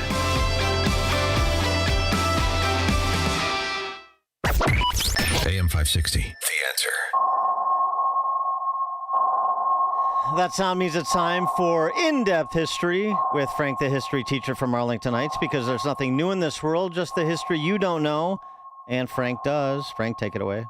Good morning. Reinsurance is when an insurance company gets insurance of its own to offload some of its risk. We learned about this in 2008 when AIG fell apart as it did not properly hedge its very one-sided interest rate swap book on mortgage-backed securities. So then Uncle Sam had to become the reinsurer of last resort, scooping up toxic assets across the board. This still greatly affects us as our economy is now a decrepit junkie for the low interest rates that resulted. Arguably, our government's first involvement in a bailout was in 1924, when what was known as a Dawes Plan led to a massive restructuring of German war reparations debt from World War I. But it can be argued that the genesis of World War I itself was the cancellation in 1890 of what was known as the Reinsurance Treaty between Imperial Germany and Russia. Late to the industrialization game, Russia needed capital and technology. Otto von Bismarck prevented France from being the source of this with this secret reinsurance treaty. But when Kaiser Wilhelm II took over in 1888, his disdain for the Iron Chancellor and fear of long-term Russian development led him to this decision. Other major errors by him included building a bigger navy and a drive for colonies in Africa, both of which drove Britain into the new Franco-Russian alliance, becoming the Triple Entente in 1907, which paved the way for the monstrous tragedy of World War I. Nixon famously went to China in 1972 to triangulate against the Soviet Union by opening up with communist China. The fruits of that endeavor are now more threatening than anything Russia can do, short of a nuclear exchange. Let's hope, then, that the denouement of the Alaska meeting on Friday is a true rapprochement with the Great Bear so that we can avoid the types of mistakes made by Kaiser Wilhelm. Two things. One, wonderful French syntax. Thank you. Yeah, wonderful. Secondly, that's about as succinct an explanation of how we got to World War I as you're going to hear. Very good. And then thirdly, thank you for mentioning Seward's Icebox, which was my college band. We were an Ice House tribute band, and we used to kill with Electric Blue. I mean, just kill it. Yeah. Electric Blue, great band. Yeah. Love that song. Thank you very much. Frank, thank you as always. Appreciate it. Coming up at 7:07, we will return to those flea-bagging Texas House Democrats in Illinois. It is now 7 o'clock, AM 560, WNBA Chicago. International borders must not be changed by force. I'm Dave Anthony. Fox News has what European leaders say in a statement this morning ahead of Friday's summit in Alaska between President Trump and Russian leader Vladimir Putin. They say they welcome the attempt to stop the war in Ukraine, but a path to peace can't be decided without Ukraine. Its president will not be at those talks. I'd like to see a ceasefire. I'd like to see the best deal that could be made for both parties. And Fox's Peter Doocy reports from the White House, President Trump is doing things differently than the Biden administration. They would all get on the same page so that it could all present a united front, Europe and the U.S. and NATO versus Russia. Whereas now, President Trump is just going and doing this stuff on his own and calling after. So there's definitely a lot of curiosity among the Europeans. But President Trump has decided he does not want them at the table for this. He does not think that that approach was working. China has been given 3 more months to work out a trade deal with the U.S., so a looming spike back up in tariffs on imports isn't happening. It would have gone back up to 145% today. Today was the deadline, but that has now been extended thanks to President Trump. So now it's going to be 30%. Chinese tariffs on U.S. goods is at 10%, but that would have gone to 125%. That was China's threat. That's Fox Business Network Cheryl Casoni. Later this hour, we'll find out if tariffs have led to more inflation. We'll get the Consumer Price Index for July. Economists expect a slight increase from June and a slight rise in the annual inflation rate. Dozens of Democratic Texas lawmakers remain out of state, blocking a vote on a congressional redistricting that could give Republicans 5 more House seats in next year's elections. Any consequences that comes to us being here, we will gladly take. Because to defend and protect the Constitution, but most importantly, to defend and protect this nation. State Rep. Jose Garcia among those now in Illinois. Republicans have threatened them to be arrested. America's listening to Fox News. Good morning. It's 76 degrees in Chicago in the AM 560 The Answer Newsroom. I'm Nikki Whaley. President Trump is threatening to deploy the National Guard to Chicago to fight crime. Trump made the threat yesterday while announcing he was mobilizing the District of Columbia National Guard to address crime in the nation's capital. If we need to, we're going to do the same thing in Chicago, which is a disaster. We have a mayor there who's totally incompetent. He's an incompetent man. Trump also referred to Governor Pritzker as incompetent while poking fun at his presidential ambitions. Governor Pritzker and Mayor Johnson are responding to President Trump's threat to deploy the National Guard. Pritzker said Trump has no right and no legal ability to send troops into the city. It's not surprising to me that he suggests violating the law. He's done it many times and been convicted of it 34 times. Mayor Johnson pointed out that homicides and shootings are down in Chicago since he took office. Cook County Crime Stoppers are offering a $10,000 reward for information leading to an arrest in a deadly mass shooting over the weekend in Chicago's West Side. Police say 1 woman was killed and at least 6 other people were wounded when shots were fired early Sunday during a large block party in the 100 block of North La Crosse Avenue. The woman who died was identified as Joshua Blackhawk. Detectives are investigating. Chicago police are searching for the driver in a deadly hit and run in Rogers Park. Authorities say a person was hit by a vehicle in the roadway last Wednesday in the 1400 block of West Estes Avenue. The vehicle was a dark-colored 2018 Buick Encore SUV. Anyone with any information is urged to contact CPD. News is a service of AlmostFreeTeeth.com. Have you been getting high quotes for dental implants with medical PPO insurance? It's possible to save 90% off on average. See if you qualify today at AlmostFreeTeeth.com, making smiles great again. A check of the roads coming up in 2 minutes on AM 560 The Answer. Charlie Kirk says we have to step it up. The point is this, is that if you're going to try to appeal to the Democrats' virtue or higher calling, they don't have a higher calling. So why are we trying to persuade and we're trying to create a deal? Break their will. They are taking the United States hostage. This is an active hostage political situation happening in the U.S. Senate. The Charlie Kirk Show. Weekdays at 11, right before Scott Jennings at 1 on AM 560. The Answer. Raj Shah, host of Unleash Your Wealth. You know, there are a lot of clients and people coming in from the radio into our office and saying, I don't want to lose any money. I need to protect the money I have saved over the last 20 or 30 years, where you have strategies where you can structure an income stream where it has an inflation protection so that as inflation, if it continues to go up, your income will go up. Unleash Your Wealth, Saturday at 7 a.m. and 2 p.m. on AM 560, The Answer. We ran the number. Overseas furniture makers charge an extra 38% to package and ship iffy furniture to the Midwest. So out of $1,000, you're paying $380 for nothing. That makes the product better. But 82% of Penny Mustard's furniture is made within 300 miles of us. So we're able to invest that extra $380 into higher quality materials and craftsmanship. American-made furniture that lasts for generations. When you shop at Penny Mustard, it adds up. PennyMustard.com. I'm Ed Evans, CEO of Consumer Cellular. We're a different kind of wireless company dedicated to serving people 50 and up, like me. Because let's face it, our needs are different. Big wireless unlimited plans are designed for 20-somethings, not us. At Consumer Cellular, we're focused on one thing, bringing you affordable, reliable rate plans that suit your needs, not ours. How do we do that? We start by using the same towers as the big guys, the exact same towers. We then create rate plans designed for your usage. The fact is, we can offer you an unlimited plan with the same network quality for less because we understand how you use wireless services. Our plans start at just $20 a month. And forget trying to chat with robots. You'll get 100% US-based award-winning customer service when you need help. Come find out how wireless should be and join the millions who've made the switch. Call 1-888-FREEDOM or visit consumercellular.com/facts. Plans include $5 credit for auto pay and e-billing. See site for additional facts. Are you turning 65 and thinking about Medicare? Or are you over 65 and haven't enrolled yet because you still have coverage at work? Either way, Medicare done correctly will be the best health insurance you will ever have. Imagine having an annual deductible of only $257. There are only two good things about aging, wisdom and Medicare. But to navigate the Medicare maze properly, you need a mentor. Best part? My guidance costs you nothing. Call me. I can help. If you're tired of calling a bureaucrat at an 800 number to help you navigate Medicare, then you need a local expert on your side. Your own health insurance mentor. C. Stephen Tucker from healthinsurancementors.com is someone I know and trust. He's a 30-year licensed broker who's been educating our listeners for more than a decade.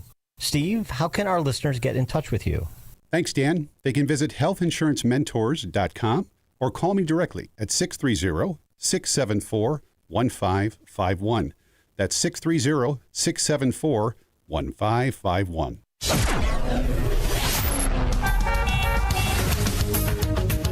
From the Team Hochberg Traffic Center, I'm Nikki Whaley. On the Edens inbound from Lake Cook to Montrose, 17 minutes, outbound 14 minutes. On the Kennedy inbound from Montrose to the Byrne Interchange, 17 minutes, outbound 15 minutes. On the Eisenhower inbound from Wolf to the Old Post Office, 27 minutes, outbound 22 minutes. On the Stevenson inbound from the Tri-State to Lakeshore Drive, 27 minutes, outbound 19 minutes. And on the Dan Ryan inbound from 95th to the Byrne Interchange, 17 minutes, outbound is about 10 minutes. On the Chicago Skyway eastbound from the Dan Ryan to the Indiana state line, 4 minutes. On the westbound side, about 7 minutes. Traffic is a service of Salem Surround, a local digital marketing agency providing high-performing digital solutions to surround your target audience. Go to surroundchicago.com today. Chicago's Morning Answer continues next, but now a check of your forecast from the National Weather Service. Today, expect variable clouds with a few showers and a thunderstorm, making it humid. Thunderstorms might bring strong wind gusts in some areas. The high will reach 84. Tonight, there could be a thunderstorm early, then mainly clear skies and humidity. The low will be 69. I'm meteorologist Jason Caterina on AM 560, The Answer. Get the latest weather, traffic, and news updates online at 560theanswer.com. Now, from the Signature Bank Studios, this is Chicago's Morning Answer with Dan Proft on AM 560, The Answer.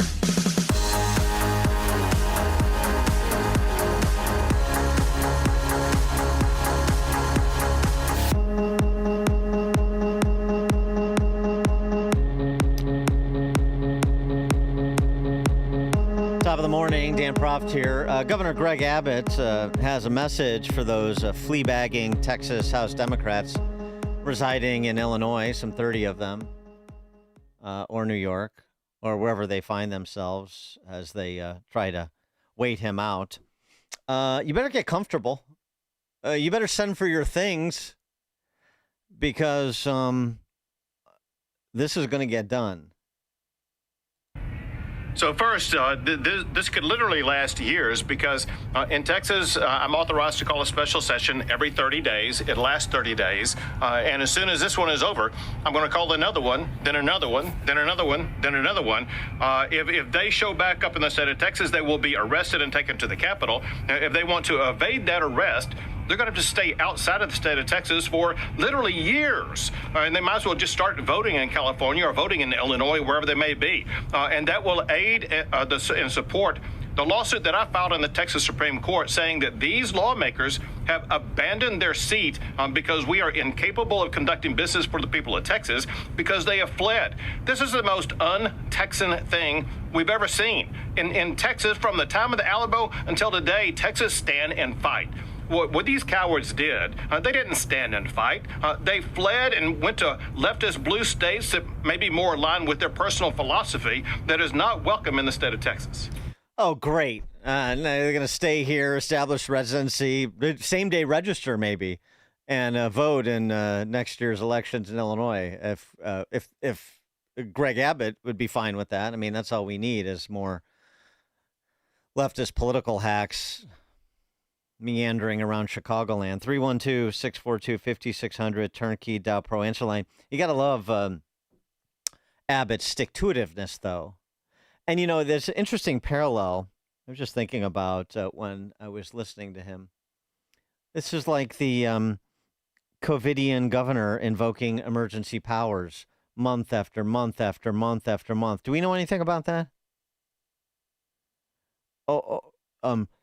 This is within my purview to call a special session, so I'm going to do it. You're not going to hide and seek your way out of what I'm efforting to have the state legislature take up. And so the whining about Greg Abbott exercising power he has when, of course, and the same with Trump, when, of course, these same people are as quiet as church mice when politicians like Pritzker or Biden exercise power they don't have. You want to talk about pushing the bounds of power? How about 3 years of emergency power declarations by the COVIDian Illinois governor, Jelly Belly?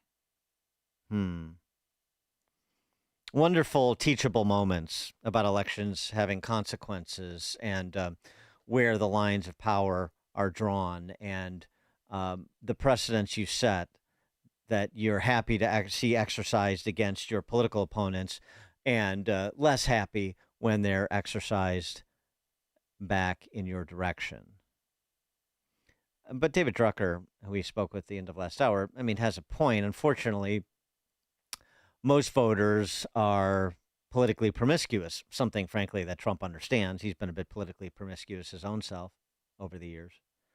And they're just interested in their immediate interests being served by whatever means necessary and not really thinking through the implications. That's where the show and the people who listen to it are try to get more people to next level where you stop and think about consequences. I thought we were taught that as kids. Think about what you are thinking about doing and the implications before you do it.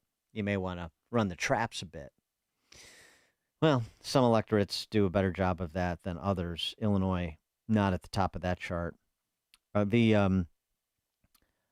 good example of what I'm talking about here. It's not just for Illinois voters. It's also for the deep thinkers on the left. Eric Holder. I mean, this guy. He was an attorney general for the United States. I know. On Meet the Press this weekend, explaining how gerrymandering is simultaneously a threat to democracy and yet something that the left must employ right now in order to save democracy. Are you following? Here is his tortured explanation. Let me ask you, how can gerrymandering both be a threat to democracy and also the way to save it? Well, there's no question that gerrymandering is a threat to our democracy. It allows politicians to pick their voters as opposed to citizens choosing their representatives.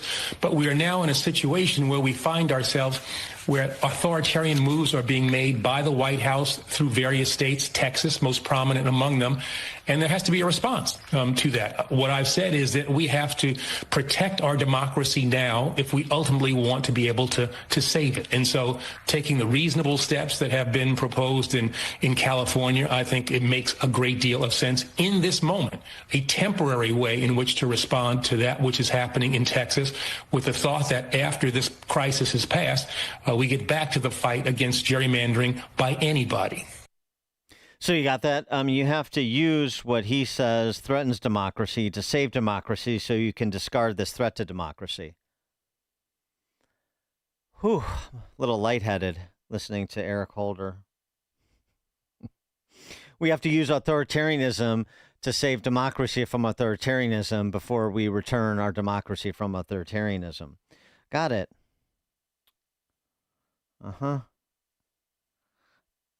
This is perfect timing, this argument that Eric Holder makes, because Adam Schiff needs an explanation like that.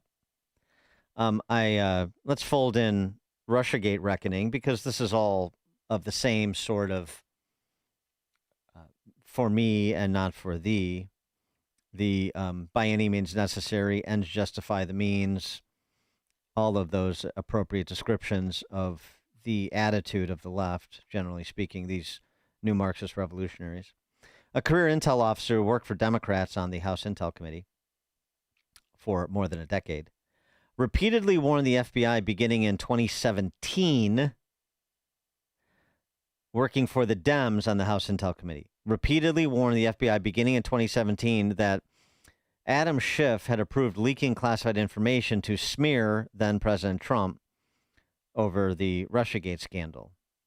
These are FBI memos that Kash Patel has declassified and turned over to Congress. And here again, I'm just stunned at the arrogance that would lead one to be indifferent to covering their tracks.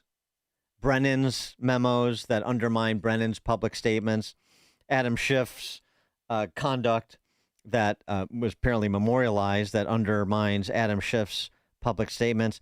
The FBI 302 interview that was obtained by Just the News, John Solomon's outlet, described the whistleblower as a Democrat. That's how the whistleblower describes himself, and as a friend to both Schiff and former House Republican Intel Chairman Devin Nunes. He considered the classifying and leaking to be, quote, his words, unethical, illegal, treasonous, but was told not to worry about it because Schiff believed he would be spared prosecution under the Constitution's speech and debate clause. Boy. Wow. And then don't forget, Adam Schiff, technically an officer of the court, former prosecutor. There is no such opinion that I'm aware of that there was such a determination made as a matter of law, but okay. Of course, DOJ showed little interest in pursuing Schiff when the allegations were brought to them years ago. We're talking about Merrick Garland's DOJ. They just used Adam Schiff's excuse, took that as a given.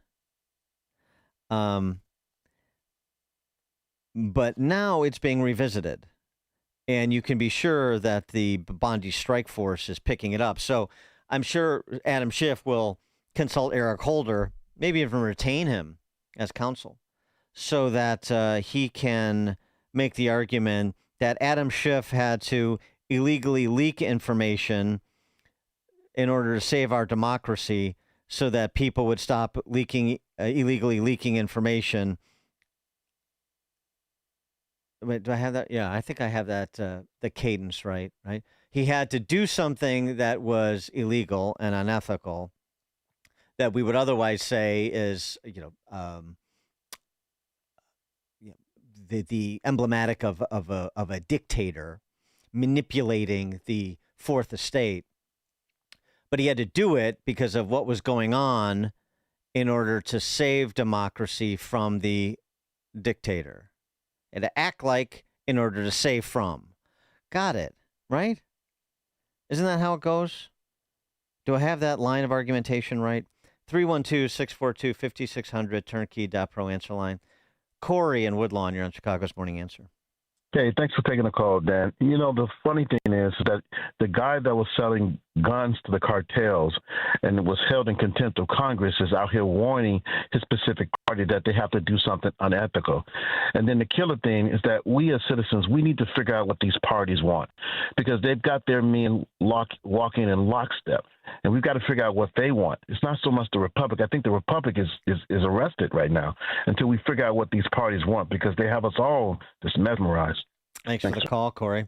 And I should be more specific, too. I mean, I'm mentioning Bondi's strike force as it pertains to Schiff. Boy, wouldn't we like to see him brought to justice. I hope that J.D. Vance had Adam Schiff in mind when he was talking about indictments forthcoming with Maria Bartiromo over the weekend.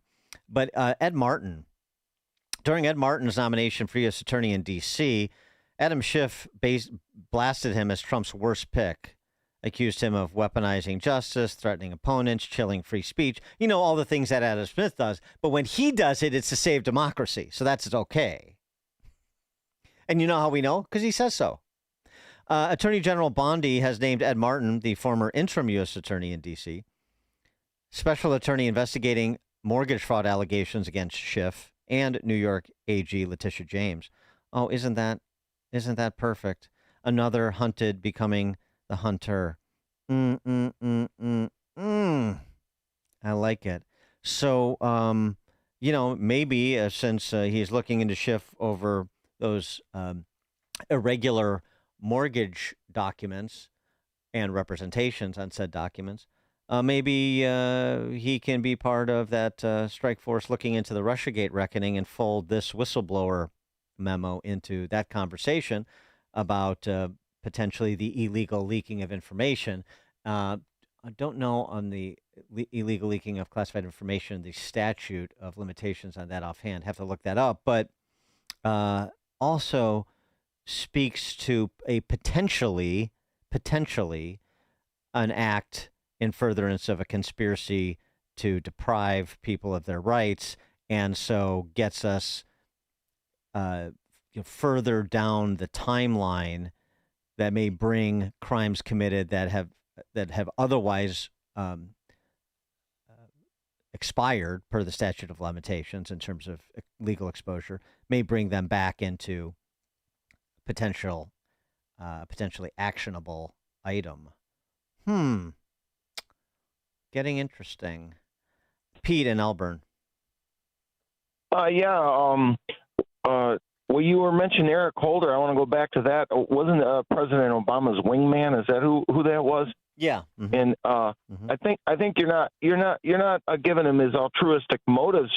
Most important word he said in there is it would be temporary. Mm-hmm. Exactly. Yeah, I mean, just like a lot of temporary taxes and temporary emergency orders, temporary this and that. None of that can be renewed. And then trust us. We're going to wait until it leveled out, until democracy's safe again, and then we're going to go back to letting the voters decide who to elect. But it's just all temporary. Exactly. We've never had that go wrong in history. No, exactly, Pete. And I mean, if you can't trust Eric Holder, who can you trust, right? Who can you trust? I mean, Fast and Furious, the whole thing. Spying on media. James Rosen, would you please step up? Thanks for the call, Pete. Yeah, I mean, as Milton Friedman famously observed, nothing is so permanent as a temporary government program or as a temporary illegal activity that is suborned by Eric Holder and or Adam Schiff. Glenn in Orlando. Yeah, I guess, good morning. I guess we know why Schiff made sure to get an auto pen blanket pardon from the Biden White House. Schiff was the intel leader trying to oust Trump, and he knows he's guilty of extremely serious crimes. Schiff was not Schiff did get a last-minute pardon, didn't he? Yes, he did. Yeah, he did get a last-minute pardon, and that's right. I was confused for a second because remember he protested. I don't need a pardon, and I don't want a pardon, and then I think he got a pardon. Huh. Yeah. Interesting. Thanks for the call, Glenn. Hear about the big stories of the day, then talk about them right here on Chicago's Morning Answer on AM 560. The Answer. Everybody is keeping an eye on the Fed and how an interest rate cut might affect gold prices. Gold has been hovering at around $3,400 an ounce for the last 2 months and is poised for dramatic growth with the next interest rate cut. When rates go down, returns on bonds follow, and that's why gold continues to be the safe haven asset of choice for smart investors. Are you protected? Don't wait until it's too late to profit from the back and forth from the Fed on interest rates. Right now, if you have a qualified IRA or 401k, you could receive up to $10,000 in free gold and silver when you open your retirement account with Advantage Gold. Call 800-900-8000 now or visit AdvantageGold.com and get your free gold IRA guide and find out how much bonus gold you qualify for. Call 800-900-8000 to qualify for your free $10,000 precious metals bonus when you open your qualified gold IRA with Advantage Gold. Call 800-900-8000 now. Performance may vary. Consult with your financial and tax professionals before making investment decisions. Call 800-900-8000. Hi, I'm Ken Mariotti, owner of Woodland Windows and Doors, a third-generation family-owned business since 1969. We know you're bombarded by choices when shopping for new windows or doors, so we're inviting you to experience the Woodland difference.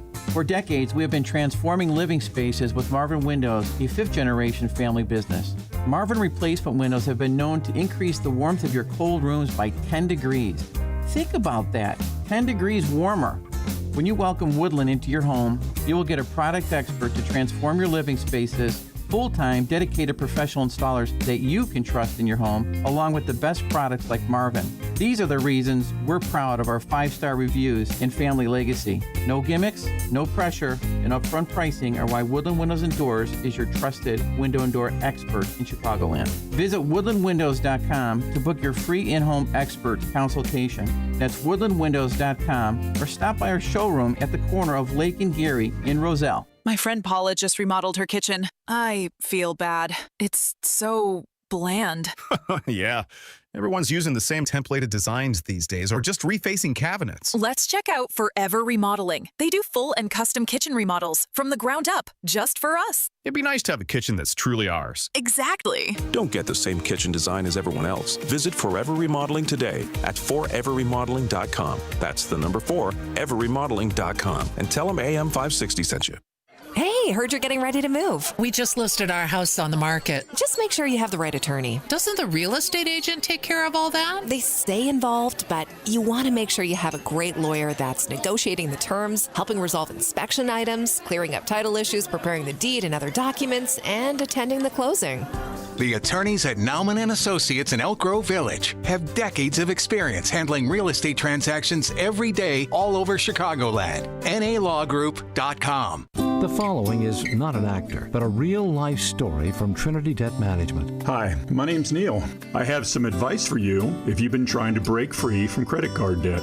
You can start by doing what I did. Get your bills together and call Trinity Debt Management. Trinity is dedicated to helping people like me become debt-free. When I called, my first experience was a feeling of relief. My counselor was kind, and best of all, she didn't judge me. In just a few minutes, she helped me figure out a plan that consolidated all my bills into one lower monthly payment. This substantially reduced my high interest rates and put me on the road to success. In the end, I saved thousands in interest, and today, my credit card debt is a thing of the past. If credit card debt has you down, call Trinity at 1-800-990-6976. My name is Neil. Take it from someone who's been there. Call Trinity and become debt-free for keeps. 1-800-990-6976. A large retail store just canceled a huge order, leaving MyPillow with a ton of extra MyPillows. But you know what? That's their loss and your gain. MyPillow is offering the Classic Collection for wholesale prices. Only $19.98 for a standard MyPillow. But it gets even better. For a limited time, they're going to offer the entire Classic Collection at wholesale prices. Get queen-size MyPillows for just $24.98. Upgrade to king-size for only $29.98. Get the body pillows for $39.98. And the multi-use MyPillows for only $12.98. So go to MyPillow.com and use promo code LIBERTY or call 800-489-0201 to take advantage of wholesale pricing and receive $100 in free digital gifts when your order is $75 or more. That's right. Get the standard MyPillow for only $19.98. So go to MyPillow.com or call 800-489-0201 and use promo code LIBERTY. That number again is 800-489-0201. Promo code LIBERTY. People ask us all the time, when's the best time to replace an old air conditioner? Simple. Before it breaks. Because when it does, you know it'll be the hottest day of the year, and suddenly you're scrambling like hundreds of others to get help during a heat wave. At Air Right Heating and Cooling, we've seen it all. We know there's never a good time to be without AC, especially in Chicagoland, where the humidity can make 80 degrees feel like 100. At Air Right, our experienced technicians don't just work fast, they'll do it right. Browse through our more than 1,500 five-star Google reviews to see what our loyal customers love most about us. If it's been a while since your system was inspected, don't wait for a heat wave before having it checked out. And right now, AM 560 listeners receive $56 off any service. Visit Air Right Heating and Cooling today at AIR-RITE.com. Again, that's AIR-RITE.com. Air Right, doing it right since 1959. You know what really keeps me up at night? It's the criminals feel more and more bold. They have no fear of any consequences because there are none. So I did what anyone with a family should do. I called Goldilocks. They're not just some cookie-cutter security company. Goldilocks has been protecting Chicagoland homes and businesses for 4 decades, 40 years. And they actually listen. Their technician comes out to the house. He takes a look at what you need to make your house a smart home with a security system you can monitor from anywhere. It's built specifically for me and my family. Motion sensors, smart locks, cameras, monitoring, all customized. I don't trust anybody in Illinois to protect my family. I do it, and I did it by calling Goldilocks. I trust Goldilocks to keep my house, my property, and my family safe. Tell them Sean Thompson sent you, and Goldilocks will include 3 months free monitoring with any new installation. Call Goldilocks at 708-899-5600. That's 708-899-5600. Or visit them online at GoldilocksInc.com. AM 560, The Answer. Top of the morning, Dan Proft here. This is fun. Sydney Sweeney's brother, Trent, you know Sydney Sweeney, the American Eagle jeans model, create a little bit of a controversy because the left is unhinged. Sydney Sweeney's brother, Trent, is in the military, the Air Force to be specific. He was promoted to staff sergeant. He posted on social media his certificate detailing the promotion with this comment: "It's them good genes. Jeans." So we don't get in any of the cry bullying from the left about this. It's them good genes. Good sense of humor that Trent Sweeney has. Coming up at 7:37, we'll talk all things Illinois policy related with Ted Dabrowski from WirePoints, wirepoints.org. That's 7:37. Now we check the headlines. Good morning. It's 76 degrees in Chicago in the AM 560 The Answer newsroom. I'm Nikki Whaley. The mayor of Washington, D.C. is reacting to President Trump's crime actions in the nation's capital. Democratic Mayor Muriel Bowser spoke out after Trump placed the D.C. police under federal control and activated the National Guard as part of his major crackdown on crime. And while this action today is unsettling and unprecedented, I can't say that given some of the rhetoric of the past, that we're totally surprised. Bowser thinks Trump's current view on crime in D.C. is shaped by rising crime rates during his first term, but she says it's dropped since then. I'm Brian Shook. Washington, D.C. residents are protesting President Trump's decision. More than 100 protesters rallied near the White House Monday, some denouncing the decision as fascist and totalitarian. A group that helped organize the protest called on D.C. residents to make noise outside of their homes every night that the city remains under federal control. This report is sponsored by Audible. Stuck in traffic, Audible's romance collection will have you falling fast in the slow lane. Satisfy every side of you with best-selling modern rom-coms, the hottest romantasy series, and anticipated new releases. Start listening free when you sign up for a 30-day trial at audible.com. Chicago's Morning Answer continues next, but now a check your forecast from the National Weather Service. Mike Gallagher sees the president revving up our economy. This will be a historic day for U.S. trade. President Trump unlocked one of the biggest economies in the world. The European Union completely accept our auto and industrial standards for the first time ever.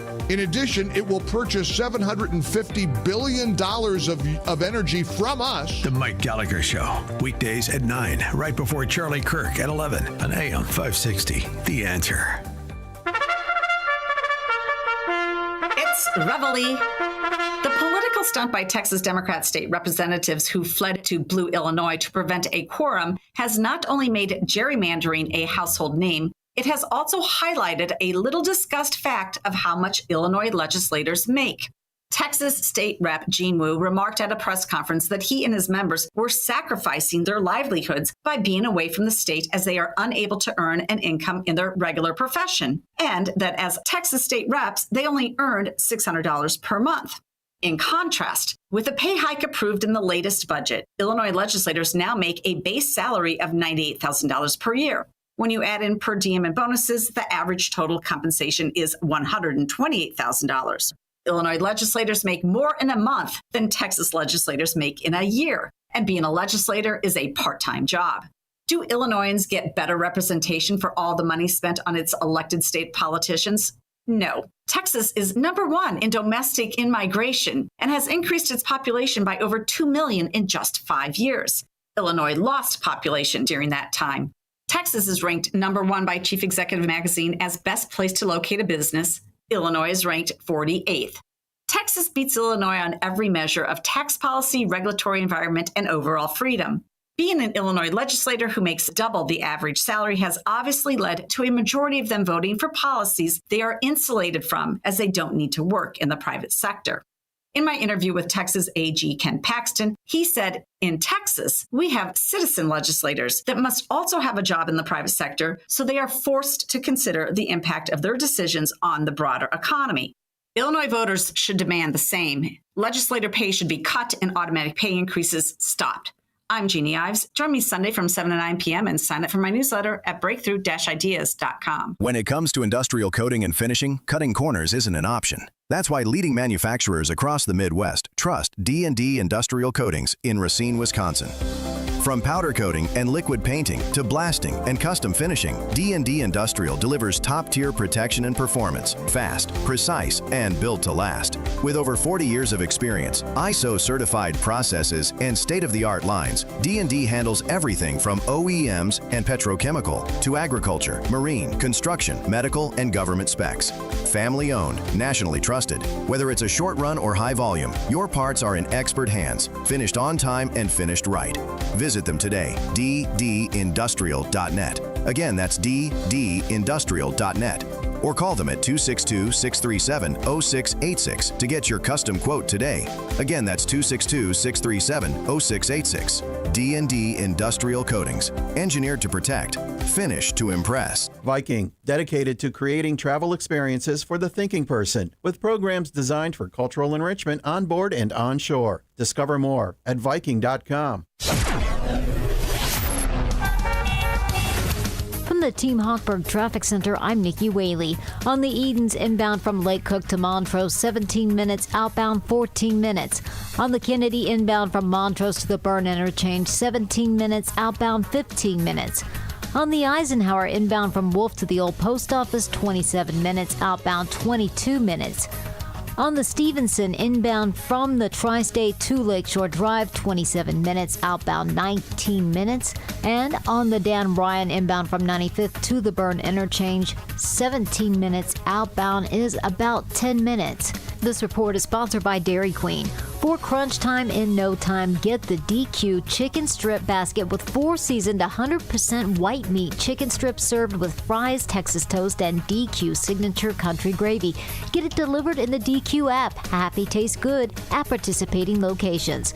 Chicago's Morning Answer continues next, but now check your forecast from the National Weather Service. Today, expect variable cloudiness with a few showers and a thunderstorm, making it humid. Thunderstorms may bring strong wind gusts in some areas. The high will reach 84. Tonight, there's a chance of a thunderstorm early, then becoming mainly clear and humid. The low will be around 69. I'm meteorologist Jason Caterina on AM 560, The Answer. Get the latest weather, traffic, and news updates online at 560theanswer.com. Now, from the Signature Bank Studios. Insert Democrat socialist here. Runs the Democratic House floor for 30 plus years running. He's promising this and he's stealing that. Where can you get that kind of money? He's using your house like his own piggy bank. You ought to know by now. You can pay off your house here in Illinois, but you can never keep up with the taxes. Oh, how it's always been the plan to have a taxpayer pay, no doubt. Not a matter of if anymore, but when. You're moving out. I said, when you're moving out. Top of the morning, Dan Proft here. That theme music means it's time for our weekly conversation with Ted Dabrowski, president of WirePoints, wirepoints.org. All things Illinois policy related. Potential gubernatorial candidate, too, we talked about last week. We'll get to that a bit more. But first, at his presser yesterday, President Trump, his presser detailing his intervention into the District of Columbia to restore the district to a place that is safer and that is sans homeless encampments and is beautified. He also suggested that, look, there are other cities that have the same, if not even worse, struggles. One of them is in Chicago, and he's not afraid to turn his sights to the Midwest, saying this about the two principals here. That would be BLM Brandon and Jelly Belly. If we need to, we're going to do the same thing in Chicago, which is a disaster. We have a mayor there who's totally incompetent. He's an incompetent man. It's not surprising to me that Pritzker's an incompetent. His family threw him out of the business, and he ran for governor. And now I understand he wants to be president. But I noticed he lost a little weight, so maybe he has a chance. Yeah, we're all very excited about the weight loss of the governor. I want him to live a long and healthy life in as a private citizen, preferably. Anyway, the response from the invocation of Chicago and the little jabbing of BLM Brandon and Pritzker came quickly. First, BLM Brandon. It would destabilize our city, quite frankly. No one in the city of Chicago, residents that I've spoken to, the people of this city, no one has ever asked for the National Guard. And of course, the residents that he speaks to are representative of the larger opinion of 2.7 million residents. Of course. How thick is your bubble? And we know, as mentioned earlier in the program, that in point of fact, despite the hand-wringing going on right now in the halls of power here and within the propaganda arms of the Chicago Democrats, that it was actually members of their party who previously have suggested the need for the National Guard to be called in to deal with endemic violence in Chicago. So Trump's suggestion is old news, actually. The Democrats got there first, sort of like with gerrymandering. But now when a political opponent does it, now it's time for the performative hysterics. I get it. And here was Pritzker's response. I need to give Pritzker his turn. It's not surprising to me that he suggests violating the law. He's done it many times and been convicted of it 34 times. Ted Dabrowski, thanks for joining us. Appreciate it. Hey, good morning, Dan. How are you? Good. So the suggestion that Trump could intervene in Chicago if those two individuals we just heard from can't find their way to make the city and the region a bit safer than it is currently. Yeah, there's a lot to it, and I think number one, I'm reminded of what Selena Zito said back in the day, that the press takes him literally but not seriously, and I think what needs to be done is they need to take him seriously but not literally. I don't think he wants to bring in the National Guard. It's his message, and he's so smart about it. It's his message to warn Chicago, warn Illinois that and he's right. We've had the highest murder rate 13 years in a row. And, I've talked about this endlessly. And, the press doesn't pick it up. Pritzker doesn't care. Johnson doesn't care. 13 years in a row, number one in murders. And, a guy like Pritzker, a guy like Trump knows that. And, he senses it. He knows it. So he's out there messaging. He's not threatening Florida. He's not threatening Texas with the National Guard. He's threatening Illinois. And for a good reason, because we have done nothing about this crazy murder rate for more than a decade now. That's a good point. I mean, Houston, Texas, that's a Dem-dominated city, but you don't hear Houston being called out very often. Not on this count. Is number one for murders in the aggregate nationally. That's what you mean. I found it interesting. All the headlines and the chyrons on TV are about lowest murder rate in 30 years in D.C. and crime is falling and so on and so forth. Well, as I mentioned before, I mean, it's not very persuasive if you compare D.C.'s murder rate now to D.C.'s murder rate of recent vintage, when your murder rate is still higher, your murder rate per capita is still higher than Baghdad's. The fact that you're doing a little bit better than you were doing doesn't mean that this is that you're providing the quality of life that your residents expect and deserve. Well, that's right. And there's a lot of people say, Ted, be careful. Crime is really down, so you can't really talk about it. And I'm like, what are you talking about? This is just because we're down, and it is true, right? We're down across the country. Baltimore is at 50-year lows. I was looking at this morning. I was looking at all the cities. Everybody's down dramatically. So it's not so much, what Johnson's going to say. Look what I did in Chicago. It's not true at all. I mean, this is a massive wave, and it has a lot to do with Trump coming in, getting away from COVID, just exhaustion with crime. I don't know, right? And it'll take us a long time to figure out what happened. But we can't get relaxed just because we have a good year. No, it's still horrific, and we still got 240 murders already this year in Chicago. And yes, that's low. But tell that to the parents who are losing their kids, or tell that to somebody who lost their mother or father. It's still crazy. 240 murders. We won't hit 500 this year, but it's still horrific. And not only that, Dan, it's so much higher than New York, which is 3 times bigger than we are. Well, so we got to. Yeah. Well, the other thing too is, can we just reset the table? Like, the expectation to live in Chicago and be content is I didn't get murdered or carjacked today. Don't we have a little bit like higher expectation, desire for quality of life than I was not a victim of crime today? Yeah, and I think Trump, and I forget who you're talking to earlier, but Trump is trying to change the model, right? It's not good enough just to have a lower murder rate. Let's have safe cities. I mean, it's a really ambitious goal, but it's a beautiful goal. I mean, you want Chicago to be safe for everybody, not just in the Loop, right? But for all the people who are in the South and West neighborhoods. It's what they deserve, right? But we've destroyed policing. We've destroyed leadership. We have to flip it. This is the big problem I keep having, and this is the argument I keep having. If you don't address this, which is what Trump is doing, if you don't address this problem, if you don't acknowledge it, you'll never fix it.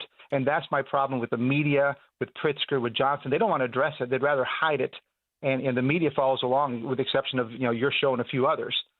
And this is why it doesn't get fixed, because it gets hidden. Just like the school stuff where kids can't read, just like the out-migration, right? Pritzker's hiding the population loss. It's the same thing over and over. Well, the other thing that he does, too, is stake out real territory, like where we want to be. Now, it may be complicated to get there, but where we need to be. And he mentioned specifically, in relation to Chicago and other cities, no cash bail. So that implicates the Pritzker Safety Act, the Pritzker Purge Law. And it's baffling to me, given the documented preventable crimes and preventable deaths and victimization of people that has not been prevented, that has been exacerbated, that has been facilitated by the Safety Act, that we don't have a Republican Party staking out, one of the things that we're going to do, one of the things I'm going to do as governor, one of the things we're going to do as a party, if we were to gain political power in this state, is we're going to repeal the Safety Act. No, we're not going to tinker on the margins. We're going to repeal it. And if you want to talk about sort of sensible bail reforms on the margins, then we can have that conversation after we reset the table and hold people over, to have the disposition be to hold repeat violent offenders over for trial and not release them pre-trial, essentially of their own recognizance on electronic monitoring, where at some small percentage, but it's still a big impact, commit violent crimes while awaiting trial for another violent crime. We're not doing that anymore. That's over if we get in. And then if you want to talk about things on the margins, these anecdotes that actually turn out to be apocryphal that the left is always trying to sell, then we can talk about those. But we're going to reset the table. We're going to get back to a place of, to borrow a phrase from BLM Brandon, stability, and then we can talk about some of those things that you want to address on the margins. Well, yeah, I mean, that's always the case when you have a problem. When you have a huge, when you have a leak, you have to plug the leak, then you figure out how to fix it properly. The good news is, Dan, I've had a few discussions with some Republicans, and they're trying to put together, some kind of platform that, for example, includes right there, eliminate the Safety Act, start over. And, that's a good point that some people wanted to say, well, let's just fix the bad things in it. But I think you're right. Let's get rid of it and then put in the right things rather than trying to fix a bad bill. There's a lot of bad bills we have in Illinois, bad laws. And sometimes we're forced to try to fix them. So we're trying to tinker the margins, and that doesn't help. And we've seen that. It doesn't help in Illinois. Nothing, and this is, again, back to the Trump point, nothing in Illinois right now and in Chicago where you tinker at the margins will you make things better, right?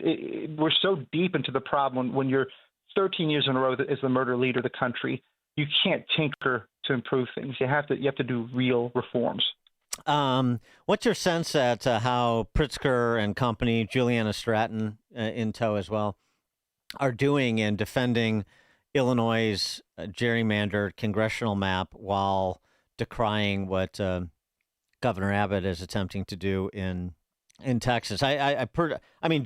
Pritzker just got completely steamrolled by Kristen Welker over the weekend at Meet the Press, but Juliana Stratton's message was still the best. The reason it's 14-3 Democrats to Republicans here is because of good governance. We had competitive races and we won them all because we've delivered. And not even people who voted for Pritzker and Stratton, at least a significant percentage of them, not even they believe that. Yeah, I saw NBC5 even criticizing some of this stuff, like the map. So, it's getting really good attention. And I guess, I think the hope would be that Illinois, who typically can't see through the problems, most of them, see the hypocrisy because, Pritzker's out there getting hit pretty hard. Now, Pritzker's Pritzker. He, even when Welker was hitting him, he still came back and said, well, Texas is illegal. And a lot of people might just buy his answer. But I think they're doing great damage to Illinois nationally. And that will put more pressure on Illinois, and hopefully, we don't only need inside pressure; we need outside pressure. Trump's putting pressure, the media's putting pressure right now in Illinois. We put out a piece today that shows just how much our congressional delegation has fallen in the last, since 1950. We're losing so much representation in Congress. A lot of it because of population loss, of course. Yeah. And Texas and Florida, they're skyrocketing. So in this ridiculous discussion of gerrymandering, the underlying problem is we're shrinking and they're gaining power. And, that's the way it should be. If they're going to have better laws and better, more attractive states, they're going to attract people and grow, and we're shrinking. But, back to the Trump thing, we need to obsessively figure out how to flip all that. We have to flip the direction we're in, not just do some reforms here and there. Well, you're getting out and about as you're contemplating this run for governor. And I remember these various gambits to get an independent map commission set up, and it was goo-goos from the left and some conservatives or at least sort of center-right types on the right. And so, so there's general recognition of course, because if you're even somewhat honest, you look at this and you understand that everybody has been doing it, the left doing it much more aggressively than the right, generally speaking.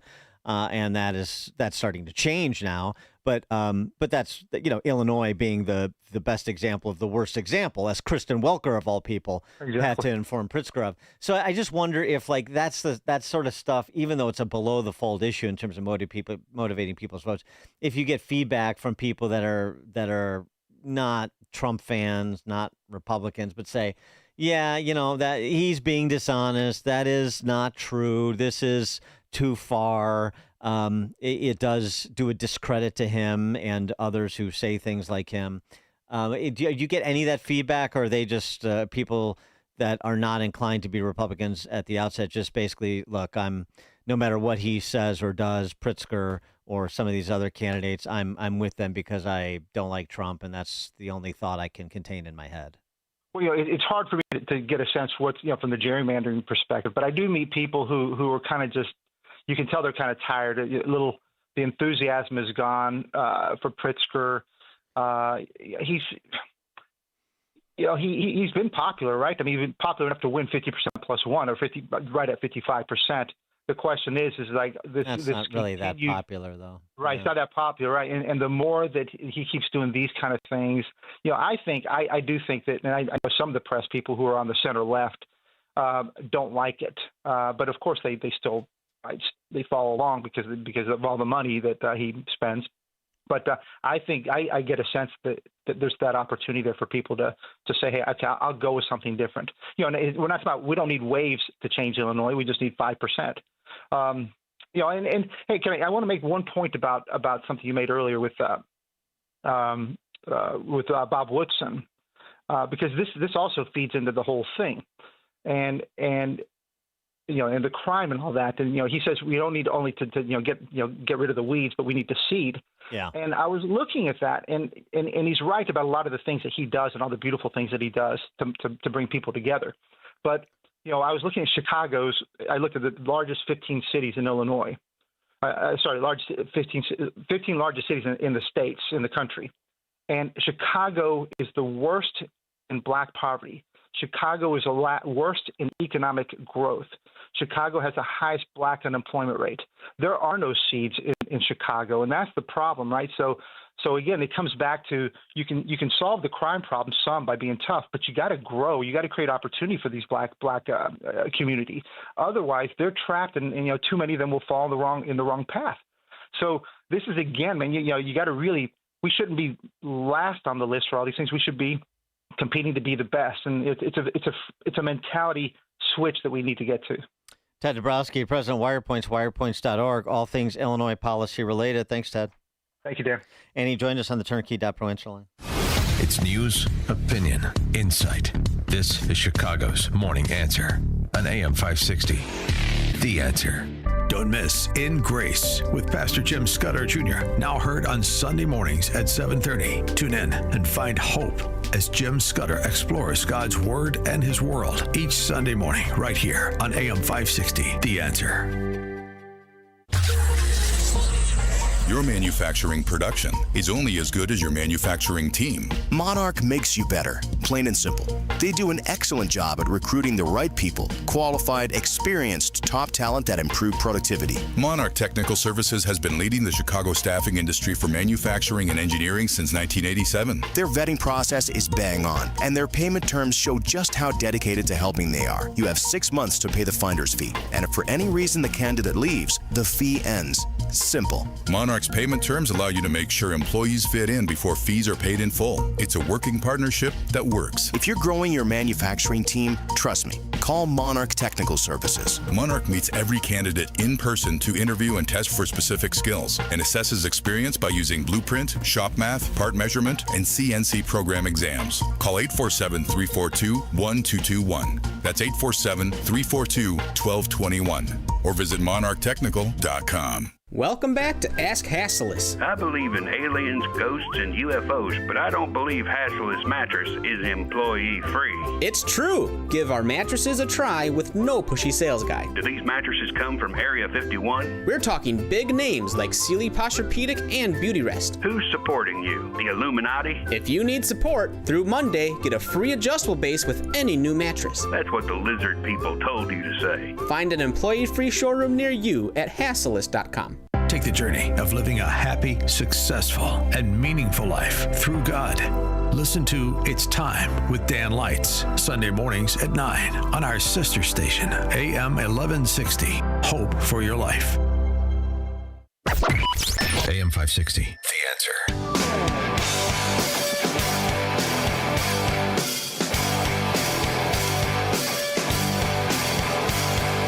Dan Proft here. Coming up at 8:38, we'll do a little sports and politics segment. Please prepare your best WNBA jokes. But at 8:08, we're going to talk to our friend, contributing editor at City Journal and retired prison psychiatrist Theodore Dalrymple. So much to talk about the psyche of leftist voters in big cities. We'll do that at 8:08. It is now 8 o'clock on AM 560 WIND Chicago. A tame inflation report. I'm Dave Anthony, Fox News. There was no increase in the annual rate despite worries about tariffs. The July Consumer Price Index staying at 2.7%, same as June. The monthly increase 0.2%, and here's what helped keep the rise modest. Energy prices down 1.1%. Gasoline prices down 2.2%. Fox Business Network show Cassoni, the update's better than expected, so stock futures are rising. The report comes from the Bureau of Labor Statistics, which had a shakeup after the worse-than-expected July jobs report with the massive revisions down in hiring for prior months that prompted President Trump to fire the commissioner. Well, yesterday, he nominated E.J. Antoni, a Heritage Foundation conservative economist, to take over, posting on Truth Social that the numbers will be honest and accurate. The president's given China a break, extending a deadline to make a trade deal 3 months. They have tremendous tariffs that they're paying to the United States of America. And we'll see what happens. They've been dealing quite nicely. If he didn't sign that extension, tariffs on Chinese imports would have spiked back up today to 145%. Now they remain at 30%. Friday, the president will again make a push to stop the war in Ukraine. Describing Friday's summit in Alaska with Vladimir Putin as what he calls a feel-out meeting. For now, one person who is not expected at that meeting is Ukrainian President Volodymyr Zelensky. Despite strong calls from European leaders for him to be there, President Trump says he plans to phone Zelensky and European counterparts after the session with Putin. Fox's Ashley Strohmeyer. European leaders put out a statement this morning saying there can't be a Russian peace deal without Ukraine's involvement. At least 10 people are recovering near Pittsburgh, Pennsylvania, the morning after an explosion at a U.S. steel plant that killed 2 others and left the facility badly damaged. The cause of that investigation, that explosion, is still being investigated. America's listening to Fox News. Good morning. It's 77 degrees in Chicago in the AM 560 The Answer Newsroom. I'm Nikki Whaley. Governor Pritzker and Mayor Johnson are responding to President Trump's threat to deploy the National Guard to Chicago to fight crime. Pritzker said Trump has no right and no legal ability to send troops into the city. Johnson pointed out that homicides and shootings are down in Chicago since he took office. The mayor also noted that the president has cut another $158 million in funding for violence prevention programs in cities like Chicago. 5 people are wounded following a shooting outside a senior center on the south side. Police say the victims were shot yesterday in the 700 block of East 43rd Street. All 5 were hospitalized in good condition. The shootings happened near Dr. Martin Luther King Community Center and Judge Slater Apartments. No arrests have been made. Police are investigating after an officer shot a stabbing suspect in Lyons Township. Authorities say an officer responded to a domestic violence call yesterday and found a male suspect holding a female at knife point. The victim was already visibly bleeding, while a second female was on the floor motionless and bleeding. The officer shot the suspect when he began stabbing the victim again. Both victims and the suspect were taken to the hospital. No word on their condition. A Ford Heights man is accused of dragging a small dog behind his vehicle. Authorities say that the Cook County Sheriff's Office stopped a silver pickup truck being driven August 1st by Annie Madrid Segura in Fort Heights after they saw a small dog being dragged behind it. A 5-year-old female Yorkie was tied to the pickup truck's hitch and was heavily bleeding. The canine was taken to an animal hospital and released to her owner, who is a relative of Madrid Segura. He was arrested and charged with aggravated animal cruelty. News is a service of Quick Delivery Service. Make Quick Delivery Service your personal ground crew. Anytime, anywhere, any place. When you need to move your shipment or freight, Quick Delivery will get it there. Get a quote in advance and eliminate any surprises at quickdelivery.com. A check of the roads coming up in 2 minutes, but now time for the Signature Bank Business Beat.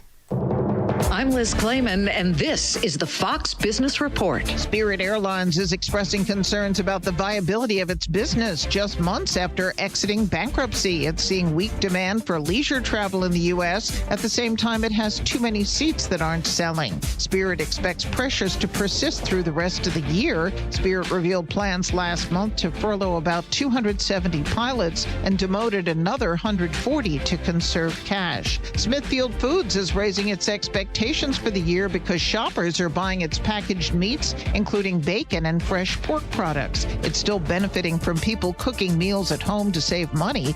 As costs of dining out rose, sales were up 11%. And the National Federation of Independent Business says its optimism index improved to a reading of 100.3 in July. That's your Fox Business Report. I'm Ginny Coselda, invested in you. The biggest AM 560 event of the year is coming to Gobert's Farm in Pingree Grove on Friday, August 22nd. It's Sean Fest 2025. Join hundreds of fellow AM 560 listeners for the summer's best party. Be a part of the on-location broadcast with Sean Thompson, followed by live music, photo opportunities, food and dessert trucks, and it's all free. Registration is requested at 560theanswer.com/SeanFest. Sponsored in part by Fox Valley Coins and by MyVirago.com. Business owners, now's the time for your business to make the move to a locally owned business bank. Hi, Mike Gallagher here to let you know that you don't have to look far. Signature Bank was founded in Chicago with a simple mission to help companies like yours grow, succeed, and thrive. Their decisions are made locally by a terrific team that knows your name, cares about your business, and invests in your success. That's why Signature Bank is my bank. I'm a customer. As business owners, they knew that local family-owned businesses were not getting the help they needed or deserved. So I invite you to reach out to my friends at Signature Bank today. Write the number down. Remember this phone number, Signature Bank, 773-467-5630, and learn all about this great bank, 773-467-5630, or visit them online at signaturebank.bank. That's signaturebank.bank. Signature Bank makes commercial banking personal. Member FDIC, equal housing lender. Hey AM 560 listeners, Jeff checking in again from JeffBuysYourHouse.com. What I learned serving our great nation in the military is that every mission is unique and success starts with listening. For nearly 20 years, our veteran-led house buying team has taken the time to understand what matters most to each homeowner we serve. Every home has a story and every seller has different needs. Whether you want a quick closing or need extra time to find your next place, we customize our approach around what works best for you. That's how we've earned hundreds of 5-star Google reviews and an A+ rating with the BBB, by putting relationships first. No repairs needed, no cleanout required, and you pick the closing date that works best for your schedule. At JeffBuysYourHouse.com, we're here to help you through the entire transition, not just the transaction. Are you ready to work with a local team that takes the time to understand your home selling needs? Sell your house to the trusted source by calling us today at 630-895-9530. That's 630-895-9530 or JeffBuysYourHouse.com. I'm Ed Evans, CEO of Consumer Cellular. We're a different kind of wireless company dedicated to serving people 50 and up, like me. Because let's face it, our needs are different. Big wireless unlimited plans are designed for 20-somethings, not us. At Consumer Cellular, we're focused on one thing, bringing you affordable, reliable rate plans that suit your needs, not ours. How do we do that? We start by using the same towers as the big guys, the exact same towers. We then create rate plans designed for your usage. The fact is, we can offer you an unlimited plan with the same network quality for less because we understand how you use wireless services. Our plans start at just $20 a month. And forget trying to chat with robots. You'll get 100% US-based award-winning customer service when you need help. Come find out how wireless should be and join the millions who've made the switch. Call 1-888-FREEDOM or visit consumercellular.com/facts. Plans include $5 credit for auto pay and e-billing. See site for additional facts. From the Team Hochberg Traffic Center, I'm Nikki Whaley. On the Edens inbound from Lake Cook to Montrose, 16 minutes. Outbound, 19 minutes. On the Kennedy inbound from Montrose to the Burn Interchange, 42 minutes. Outbound is 25 minutes. On the Eisenhower inbound from Wolf to the Old Post Office, 41 minutes. Outbound, 41 minutes. On the Stevenson inbound from the Tri-State to Lakeshore Drive, 33 minutes. Outbound is 31 minutes.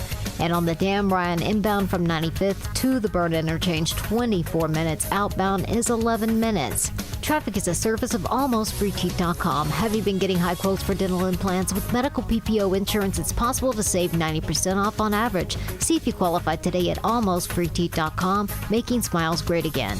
Chicago's Morning Answer continues next, but now I'll check your forecast from the National Weather Service. Today, expect variable clouds with a few showers and a thunderstorm, making it humid. Thunderstorms might bring strong wind gusts in some areas. The high will reach 84. Tonight, there could be a thunderstorm early, then mainly clear skies and humidity. The low will be 69. I'm meteorologist Jason Caterina on AM 560, The Answer. Get the latest weather, traffic, and news updates online at 560theanswer.com. This hourly segment is brought to you by Goldilocks, offering smart security systems to homes and businesses. Call Goldilocks at 708-889-5600. Now, from the Signature Bank Studios, this is Chicago's Morning Answer with Dan Proft on AM 560, The Answer.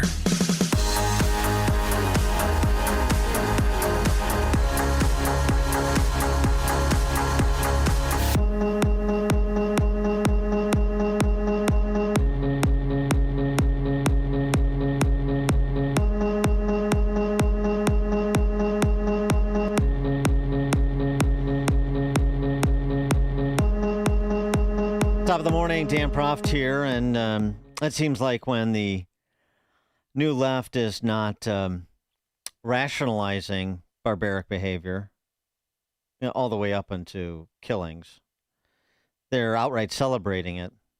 This was the topic in part of a recent piece at City Journal from our friend Theodore Dalrymple about Luigi Mangione, but only Mangione, and also, frankly, Elias Rodriguez, who was the individual charged with killing those two employees outside the Israeli embassy who were attending a meeting at the Jewish Museum, using those two as case studies for this disturbing and perhaps increasingly prevalent attitude among the young when it comes to committing acts of violence.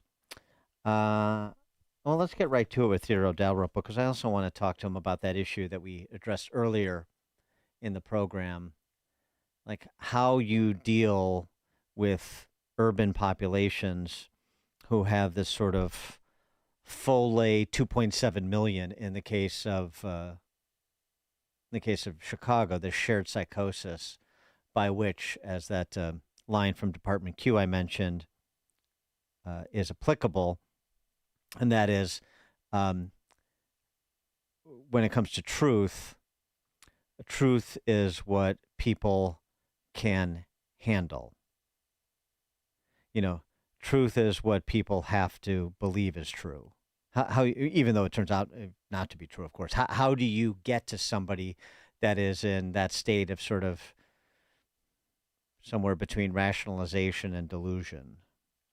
Theodore Dalrymple is a contributing editor, City Journal, senior fellow at the Manhattan Institute, and the author of many books, including Buried But Not Quite Dead, Forgotten Writers of Pierre Lachaise, and he joins us now. Theodore Dalrymple, thanks for joining us. Appreciate it. Thank you for asking me. Just to revisit the killing of American United Healthcare CEO Brian Thompson. You write about this in terms of the reaction, including at the University of Florida, where they had a Luigi Mangione lookalike contest not long after the murder. A bit ghoulish, to be sure. But they sort of, you quote some of the people that participated in that, covered it for the local campus paper. You write, the importance of Gen Z of having fun, being amused, and turning a recent cold-blooded murder into a source of amusement is clear. That many people at the lookalike competition enjoyed themselves was considered a sufficient answer to any criticism. Fun is its own justification. The combination of moral earnestness and intellectual looseness is, though, particularly dangerous. What do you mean? The combination of moral earnestness and intellectual looseness that Luigi Mangione lookalike contest evinces is particularly dangerous. Explain.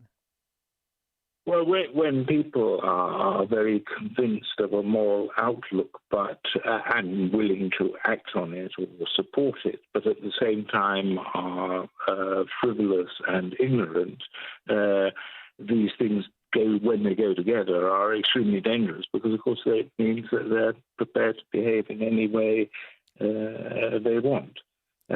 So if one takes the frivolity of the reaction to Mangione, one just has to imagine what the reaction would have been if he had been, shall we say, a 49-year-old balding man who was not particularly attractive. People would not have found nearly so much to praise in his action, although, of course, its meaning might have been the same. So there's this frivolity, but it's dangerous. I mean, we've seen this in other case studies, too. I mean, you include Elias Rodriguez, as I mentioned, but also just even thinking back to the rioting that occurred after the George Floyd killing, where you had people like Nicole Hannah-Jones, she of the 1619 Project with the New York Times, calling looting symbolic takings. So sort of this redefinition of transgressions against your fellow man as justified, the moral earnestness that you talk about. But you also say, you also caution us to remember that in human affairs, there is no new thing under the sun. What changes is the prevalence, not the type. So I guess the question becomes not do we see acts of human depravity, because as you say, that's part of the human condition, unfortunately. But do you think that they are becoming more prevalent? Well, I couldn't give you statistical proof of this, but there is a danger that they will become more prevalent. And you have only to think, for example, of what happened at the end of the Tsarist regime in Russia, where people similarly thought that if there was something wrong, the answer was to kill the authorities. And we know what the outcome of all that was. Now, I'm not saying that it's going to be like that in America or anywhere else, but we have to bear these things in mind as a possibility. And certainly there's a kind of moral enthusiasm about very doubtful causes, to put it no higher, that seems to me dangerous. I mean, if you take the demonstrations in favor of, well, I won't say they're in favor of the Palestinians, because I don't think the Palestinians benefit from the Palestinian regime. But anyway, the extreme demonstrations in favor of that, when actually the situation is highly ambiguous, that seems to me very dangerous. And when they, for example, run through the streets saying from the river to the sea, and you ask them which river and which sea, they're not quite sure. So this again points to a certain earnestness, but also frivolity. Yeah, and I mean, and then you see sort of this become, I want to say a mass movement, but it's certainly it's certainly a shared disposition that has some sort of contagious impact. Yes. I mean, the people are not thinking for themselves. They're not really thinking at all. And they're sort of demonstrating their solidarity with people for the same reason that people go to pop concerts. Right.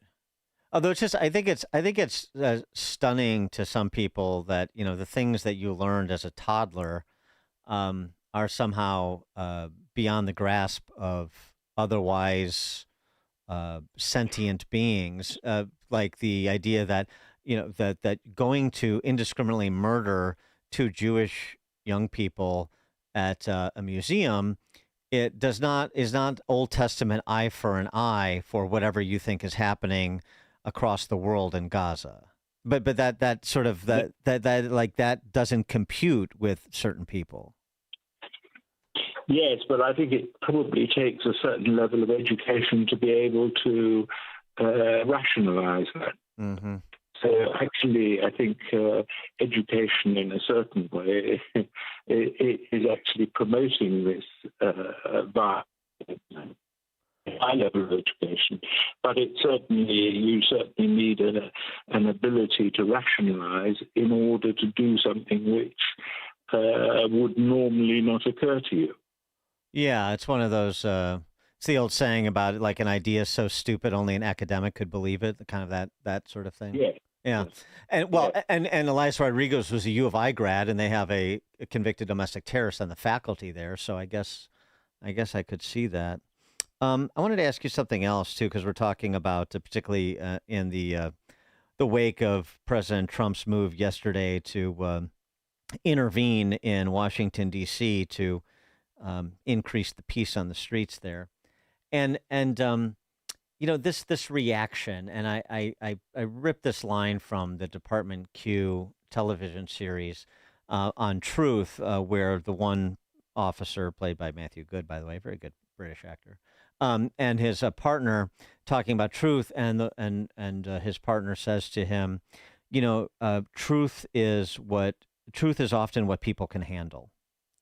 And it's one of those things that is mystifying about the mentality in big city America, as exemplified by some of the reaction in D.C., as exemplified on a daily basis by some of the reactions in Chicago, where they can't really bring themselves to confront a reality that they know exists, because to do that would be to sort of call their decision-making into question: political decision-making, financial, professional decision-making, where to live decision-making. And so how do you reach a person that is otherwise balanced, I suppose, but just can't bring themselves to acknowledge what they instinctively know is true for the purposes of sort of their own self-protection and self-delusion about their decision-making? Well, I mean, you point to a very difficult problem, because there are many people who prefer their world outlook to the world, as it were. So they would prefer to maintain their philosophy of life rather than confront truth. I don't think there's any easy way to that. All I can say is that individually, I haven't found that to be so much of a problem. I think with individuals, you can have a kind of Socratic dialogue, and I learned that in prison, where I could actually talk. Socratic dialogue is a very rather inflated way of putting it, but I could talk to prisoners and I think change their way of thinking about what they had done by dialogue. But of course, it's very difficult when you've got vested interest, very strong vested interests, in maintaining a particular worldview. So I have no other solution to suggest but to keep pegging away, and in the hope that reality will actually one day come to mug them, as it were. So it's sort of an access issue, in a sense. Yes, but But I can't think of anything else to do but continue arguing against it as clearly as one can. Right. Go ahead. If you take, for example, crime in cities like Washington, it's often treated as if it were a benefit to the poor rather than one of the terrible disadvantages with which the poor have to put up. It's as if crime is a kind of social security for them. Well, this is obviously ridiculous and very demeaning to the poor, most of whom are not criminal. So, but one has to argue this all the time, constantly. And of course, it's rather boring to have to argue the same thing over and over again. It's exhausting, particularly when you have to go as far back intellectually as you have to go to get to a place of some sensibility. But okay, I hear what you're saying. It's arduous. Theodore Dalrymple, contributing editor of City Journal, senior fellow at the Manhattan Institute, and the author of many, many books, including Buried But Not Quite Dead, Forgotten Writers of Père Lachaise. Theodore Dalrymple, thanks as always. Appreciate it. Thank you very much. And he joined us on the turnkey.pro answer line. The stories you need to know to start your day. This is Chicago's Morning Answer on AM 560. The Answer. Everybody is keeping an eye on the Fed and how an interest rate cut might affect gold prices. Gold has been hovering at around $3,400 an ounce for the last 2 months and is poised for dramatic growth with the next interest rate cut. Join Advantage Gold for their virtual Gold and Silver Summit on Wednesday, August 20th at 7 p.m. Eastern. You'll find out why now is the time to prepare for the most important financial reset of this century, and why this might be the best time in modern history for you to diversify your holdings with physical gold and silver. Text the word GOLD to 85545 to get your free access to the Advantage Gold Virtual Gold and Silver Summit. You'll get actionable intelligence on how to deal with rising debt and how to hedge against unpredictable economic events by diversifying your IRAs, 401ks, and retirement funds into tangible assets, tax and penalty free. Just text GOLD to 85545. Text GOLD to 85545. Consult with your financial and tax professionals before making investment decisions. Get your free pass now for the Gold and Silver Summit on Wednesday, August 20th at 7 p.m. Eastern. Text GOLD to 85545. A great smile can make you feel happy and confident. So when you consciously conserve your teeth, that glowing smile will show through.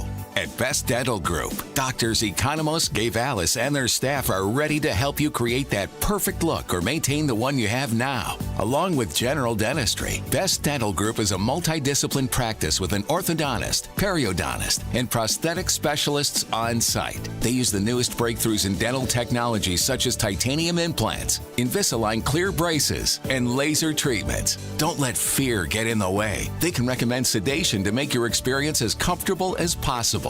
Best Dental Group is located in historic downtown Bartlett and is a multilingual office. Call 630-830-4930, 630-830-4930, or visit bestdental.org. Best Dental Group, sharing your conservative values and helping you to conserve your teeth. Salem News Channel is America's fastest growing conservative TV network. It's an absolute crazy day. Home to the largest lineup of free speech champions anywhere. Delivering in-depth insight and unapologetic opinion on today's biggest news stories. Americans aren't going to put up with this anymore. SNC brings you the news that matters, told with integrity and clarity. Watch Salem News Channel free 24/7 on your television. Stream now on Pluto TV. I'm worried about Mom. She's having a tough time moving around the house. Oh, I know. She still thinks she can do everything on her own. Exactly, but I've been over there every day this week, helping her navigate the stairs, cooking meals, reminding her to take her medicine. I'm always nervous when I leave. You know what? I admire you for taking care of Mom. But your family needs you too. And what if she slips and falls? A friend recommended the caregivers at Senior Helpers of Naperville Southwest. They service Cook, DuPage, Kane, and Will counties. They guarantee compatibility and they'll conduct a free safety assessment of her home. Plus, they'll provide as little or as much care as Mom needs. Senior Helpers of Naperville Southwest, offering both hourly and live-in care. Schedule a free assessment today by calling 331-281-0728. That's 331-281-0728. Again, that's 331-281-0728. And tell them AM 560 sent you. Senior Helpers of Naperville Southwest. Senior care, only better. Join the fight against Charcot-Marie tooth disease at the Cure CMT Golf Challenge. CMT is a genetic disorder causing muscle weakness and sensory loss, impacting daily life. There's no cure yet, but your support can change that. For $5,000, your foursome gets 18 holes at the stunning Merritt Club in Libertyville, Illinois on August 18th, plus lunch and dinner. Check in at 10:30 a.m. Help fund treatments and research. Visit cure-cmt.org to register today. Cure CMT Golf Challenge. Swing for a cure. Salem News Channel is America's fastest growing conservative TV network. It's an absolute crazy day. Home to the largest lineup of free speech champions anywhere. Delivering in-depth insight and unapologetic opinion on today's biggest news stories. Americans aren't going to put up with this anymore. SNC brings you the news that matters, told with integrity and clarity. Watch Salem News Channel free 24/7 on your television. Stream now on Pluto TV. AM 560, The Answer. Dan Proft here. I'm going to that playing in that CMT golf outing that you just heard advertised Monday at Merritt Club. I think there's a couple of foursome spots left. Always a good time. I'd suggest it, particularly if you haven't played Merritt Club. Good track. So you've got some people high profile auditioning to be the new Marxist Party's presidential nominee in 2028, like Jelly Belly Pritzker, Governor Patrick Bateman in California. But Mayor P-Butt is still around. He's sort of low-key auditioning. And he's got a lot of work to do. Oh, man. He was on that Pod Save America podcast with all those soy boy former Obama speechwriters. And they asked him, you know, the Palestinian statehood question.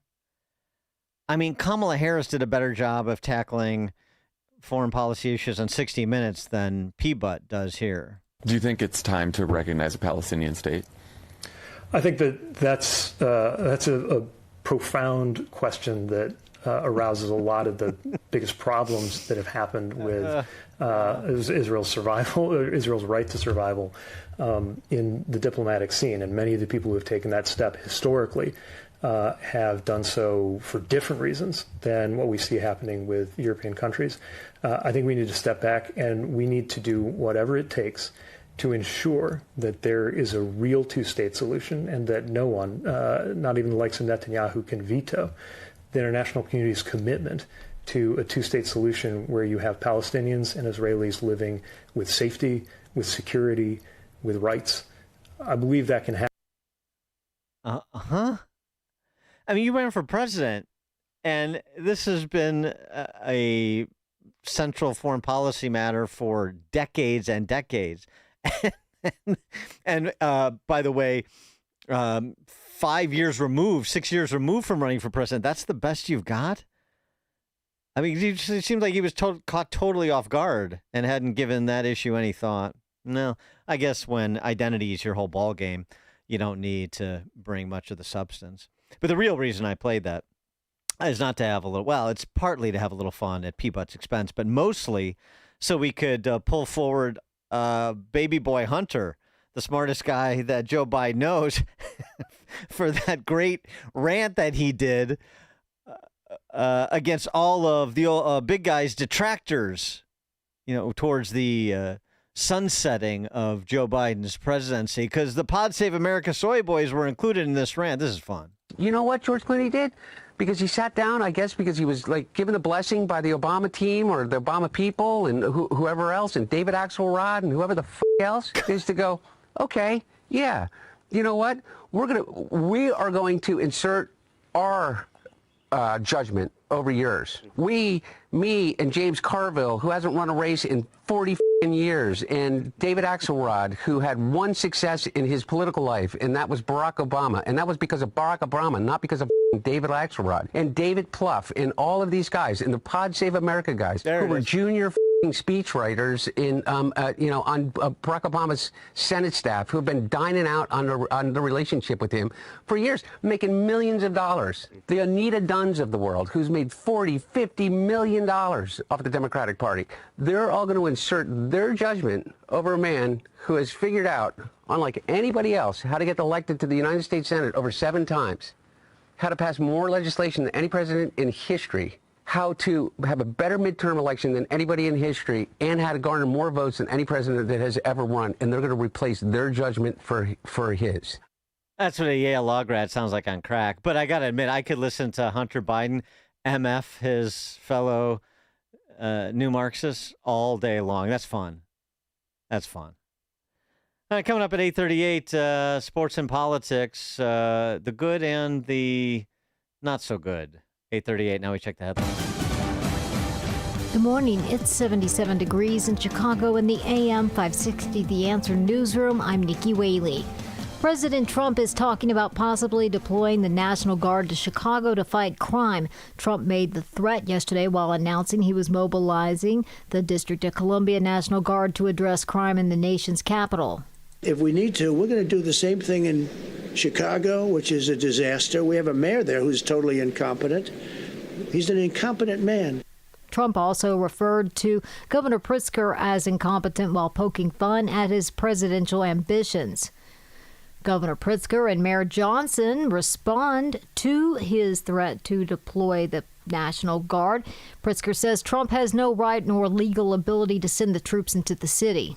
It's not surprising to me that he suggests violating the law. He's done it many times and been convicted of it 34 times. Johnson pointed out that homicides and shootings are down in Chicago since he took office. Get Covered Illinois is transitioning to a state-based insurance marketplace this fall. The Centers for Medicare and Medicaid Services approved the transition, meaning Get Covered Illinois will operate as a full state-based marketplace. Beginning November 1st, Illinoisans who were previously enrolled through healthcare.gov will transition to Get Covered Illinois for their 2026 coverage.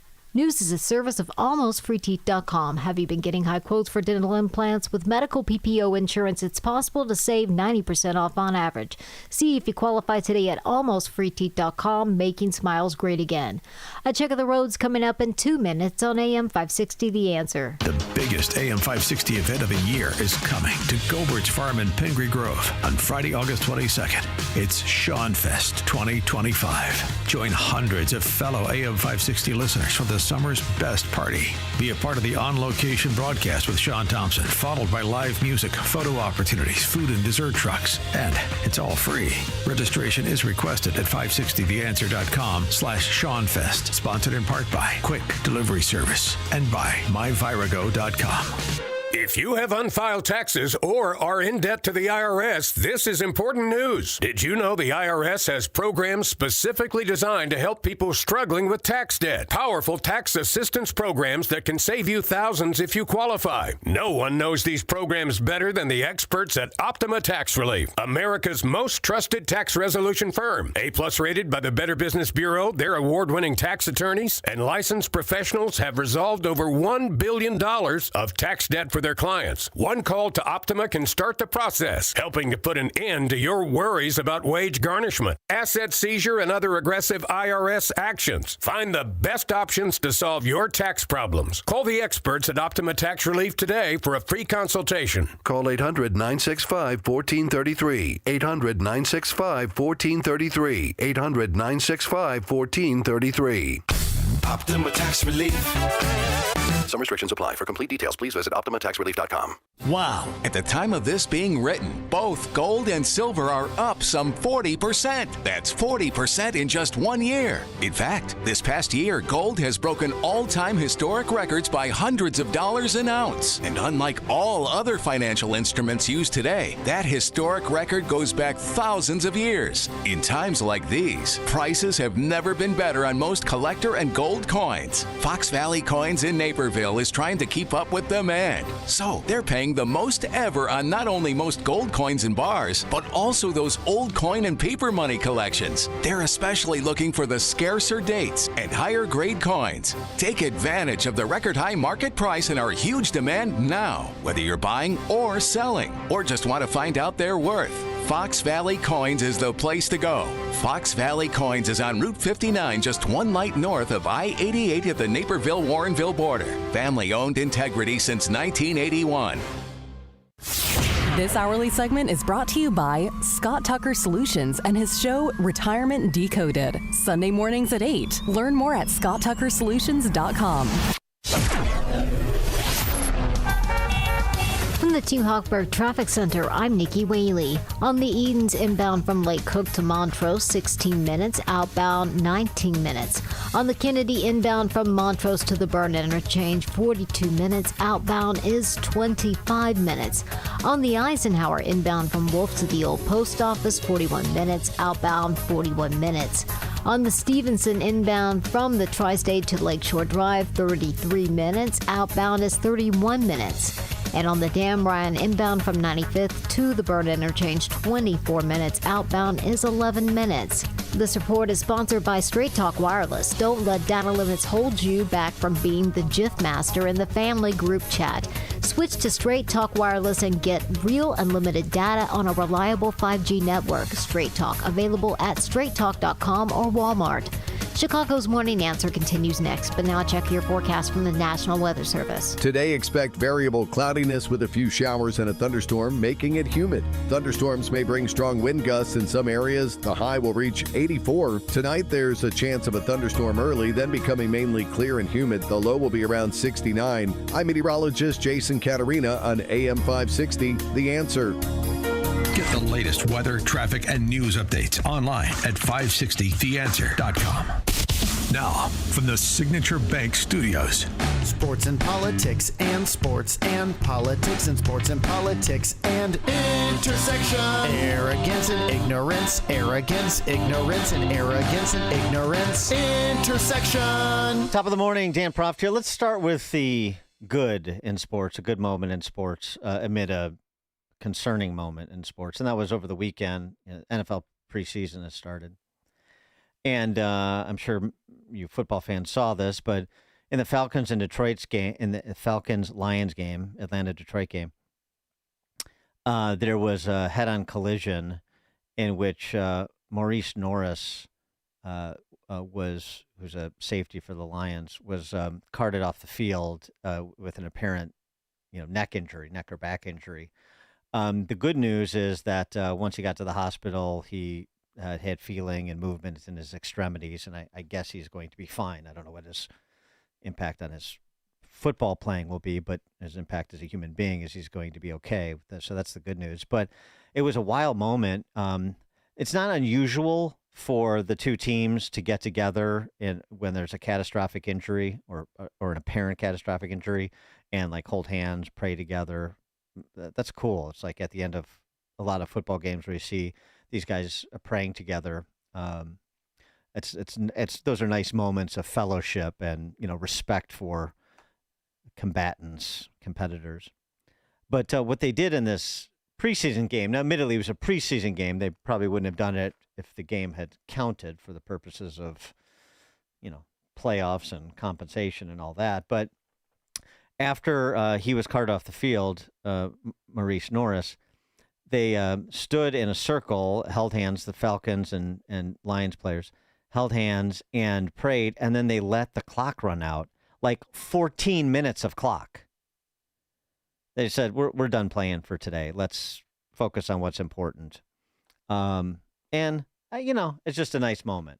And it's a good example of sort of sportsmanship from the pros down, since we don't get necessarily a ton of that. And it's illustrated in some of what we see at the junior sports level. Anyway, I would like to point out the good in addition to the general purpose of this segment, sports and politics, the intersection of arrogance and ignorance, mainly talking about sports casters and talkers, but sometimes athletes. And then sometimes athletes or even sportscasters surprise you. Okay, now back to what we actually do generally in this segment, which is to ridicule people in the sports world for being arrogant or ignorant or some combination of the two. Which brings us to the NBA, WNBA, that is, excuse me.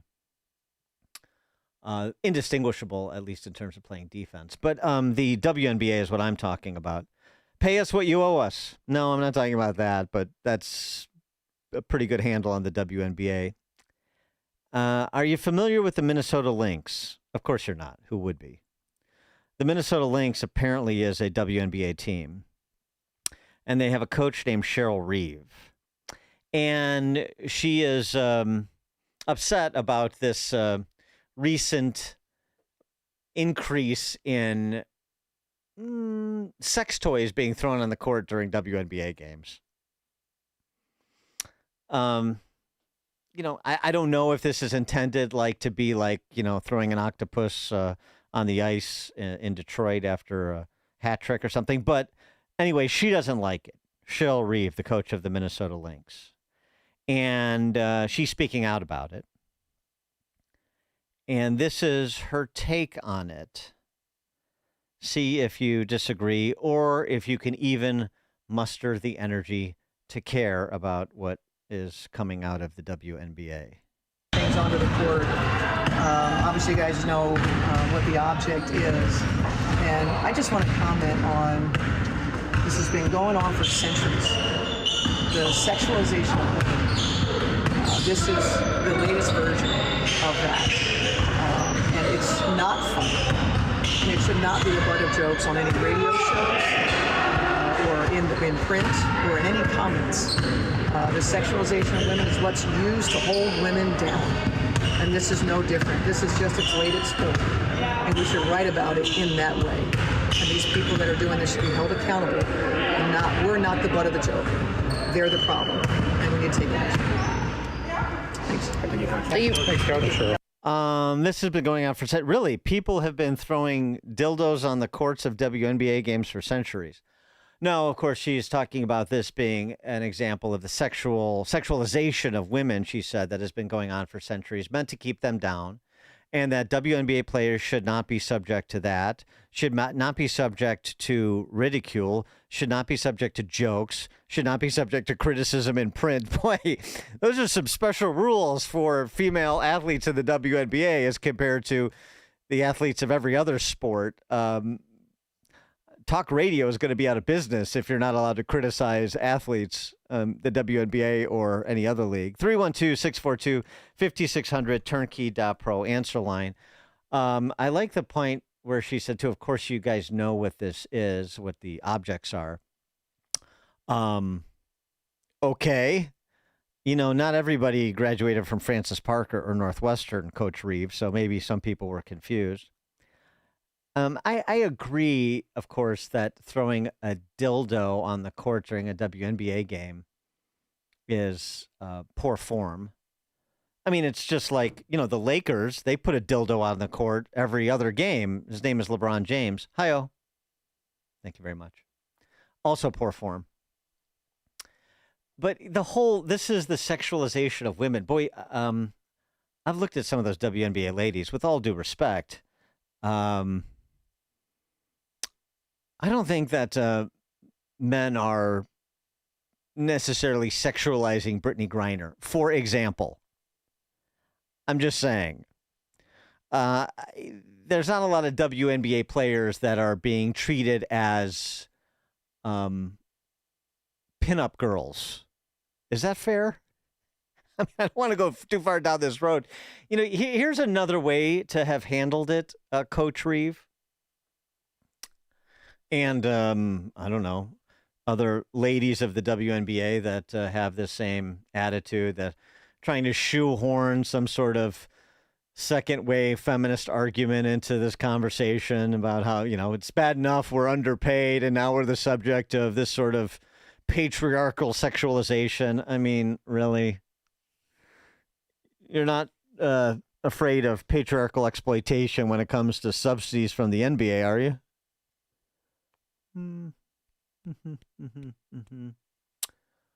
But here's another way that Coach Reeve could have handled it. You know what? The people that are doing this, yeah, it's insulting. It's not particularly funny. It's not particularly creative. It's just juvenile.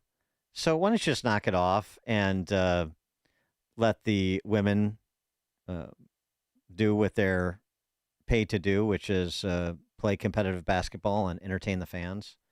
I think most of the fans would probably agree with that. So when you make it a big deal as opposed to sort of a one-off, well, a one or two off with the, copycatting of this because it got, so much attention. I mean, it appeals to, the cloakroom humor that resides in all of us. But, you want to de-escalate, not escalate, not make it some sort of deep, searing political commentary. No, some goof threw a dildo on the floor. It is not exactly a stinging political treatise that has been issued. It's some goofy fan being a goofy fan, or a couple of goofy fans being a goofy fans. And so de-escalate it, destigmatize it. It's juvenile. It's silly. It's beneath the fans. It makes it not enjoyable for parents who take their kids to the game, ostensibly their girls to the game who are interested in basketball and so forth. So just do the knock it off. Don't be a goof. Don't be a D-bag, as opposed to this, Gloria Steinem silliness about centuries of sexualization of women. I'm sorry, that's just not what's going on here. And to cast yourself as the victims, as these these certain individuals in WNBA continue to do as the means to get attention, because unfortunately there's a perversion in our culture that celebrates imagined victimhood. That's poor form too. May not be as bad as throwing a dildo on the court, but I don't know. The more you listen, the more you'll know. This is Chicago's Morning Answer. Morning Answer on AM 560. The Answer. A couple years ago, I was in the bathroom at the airport when I dropped my smartphone in the toilet. Not smart. I was multitasking when I should have been focused on the job at hand. Embarrassing, but I'm not alone. According to Google, 7 million other multitaskers accidentally dropped their phones into the bowl last year. A gentle reminder that right now you can get yourself a brand new Samsung Galaxy A36 absolutely free with a $35 plan from Pure Talk. The A36 comes with scratch-resistant Gorilla Glass and a battery that'll last all day, along with unlimited talk, text, and data on America's most dependable 5G network. In other words, it's tough and smart. Something to think about next time you're multitasking in the necessary. Just dial pound 250, say keyword micro to get your free phone today. You can make the switch in just 10 minutes. That's pound 250. Say micro to switch to a no-nonsense smartphone and a company that actually stands for something. Pure Talk. Text from 847 on this WNBA dildo matter. I heard you can now bet on the color of the next dildo. Well, sure. It's probably being pushed by the WNBA. Anything to generate interest in that league. Text from 708. Did she, Coach Reeve, that is, say they are not the butt of the joke? An unfortunate choice of words for Coach Reeve. Yes. Okay, cleansing breath. When was the last time you hopped out of bed without joint pain or walked downstairs without groaning? Dan Proft here for QC Kinetics Non-Surgical Regeneration. These are the sponsors to call. Schedule your free consultation with my friend Dr. Caravelli at QC Kinetics. There are thousands of patients who will tell you they wish they would have called sooner. 92% success rate. So many AM 560 listeners turn their lives around with QC Kinetics regenerative treatments that work with your body to help restore and repair damaged joint tissue. Natural cellular therapies. No scalpels, no pills, no steroid shots. I'm talking long-term relief without time off from work. So bring your x-rays and MRIs to QC Kinetics for a free, no-pressure chat and thorough evaluation to see if you're a good candidate for regenerative therapy. Appointments are available weekdays and Saturdays. Worst case, you learn something new Best case, you get your life back. So grab your phone and call 312-809-5955. That number to call right now. Again, 312-809-5955. Once more, 312-809-5955. And tell them I sent you when you do. Sign up for the AM 560 Answer Advantage to get early alerts on event ticket sales, special discounts, and contest opportunities. Sign up today at 560theanswer.com/advantage. This is Seth Leibson for townhall.com. Charles Krauthammer identified the 1990s as a holiday from history, where the civilized part of humanity ignored the barbarizing part, namely the rising tide of Islamist terrorism. That holiday ended on September 11th, 2001. It is tempting to turn away from that same Islamist terrorism or pretend it is not our business. But meantime, tens and tens of thousands of Christians and others are being slaughtered by Islamist and Arabist movements in the Middle East and Africa, to very little alarm here. These horrifying violations of human rights, this ongoing civilizational abuse, can be ignored for only so long before we completely nullify any notion of human rights, or face another savage end of a holiday we cannot afford. Or both. Western civilization and values are not vouchsafed by osmosis, which is why it is no accident the Jews and Christians that make up Judeo-Christian civilization are being killed with impunity. One side must win, and one must lose. AM 560, The Answer.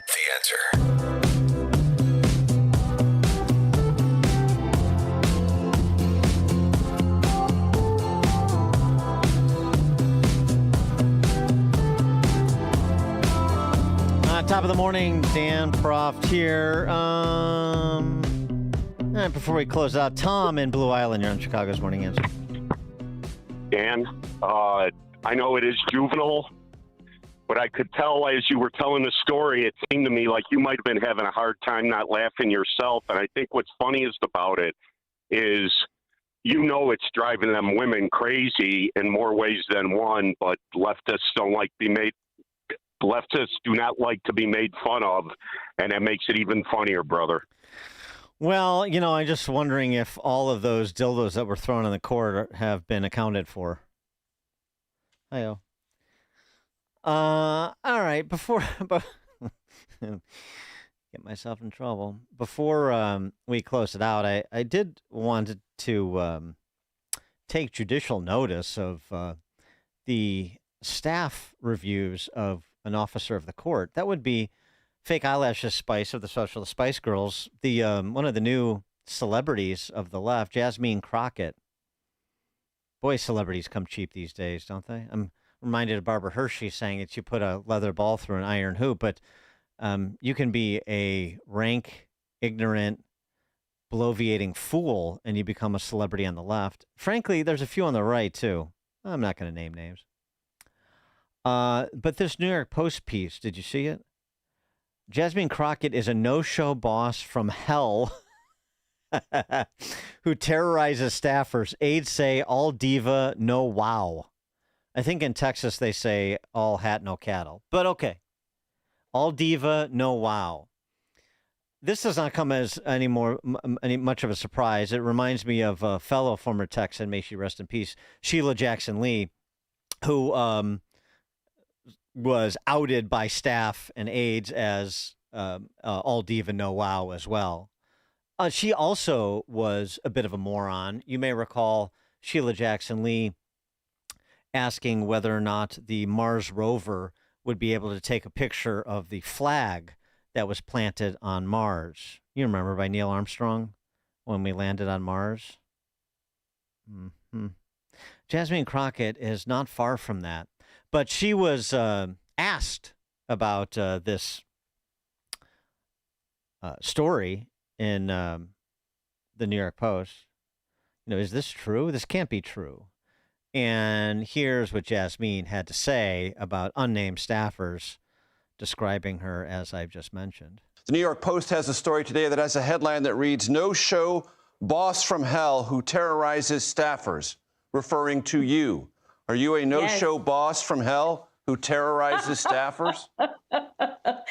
Oh, my goodness. The laugh Listen, of a no-show I boss know from that hell. I have arrived, honey. That is the way that I see this. Because as Beyonce says, if they're not talking about you, then obviously you must not be doing anything.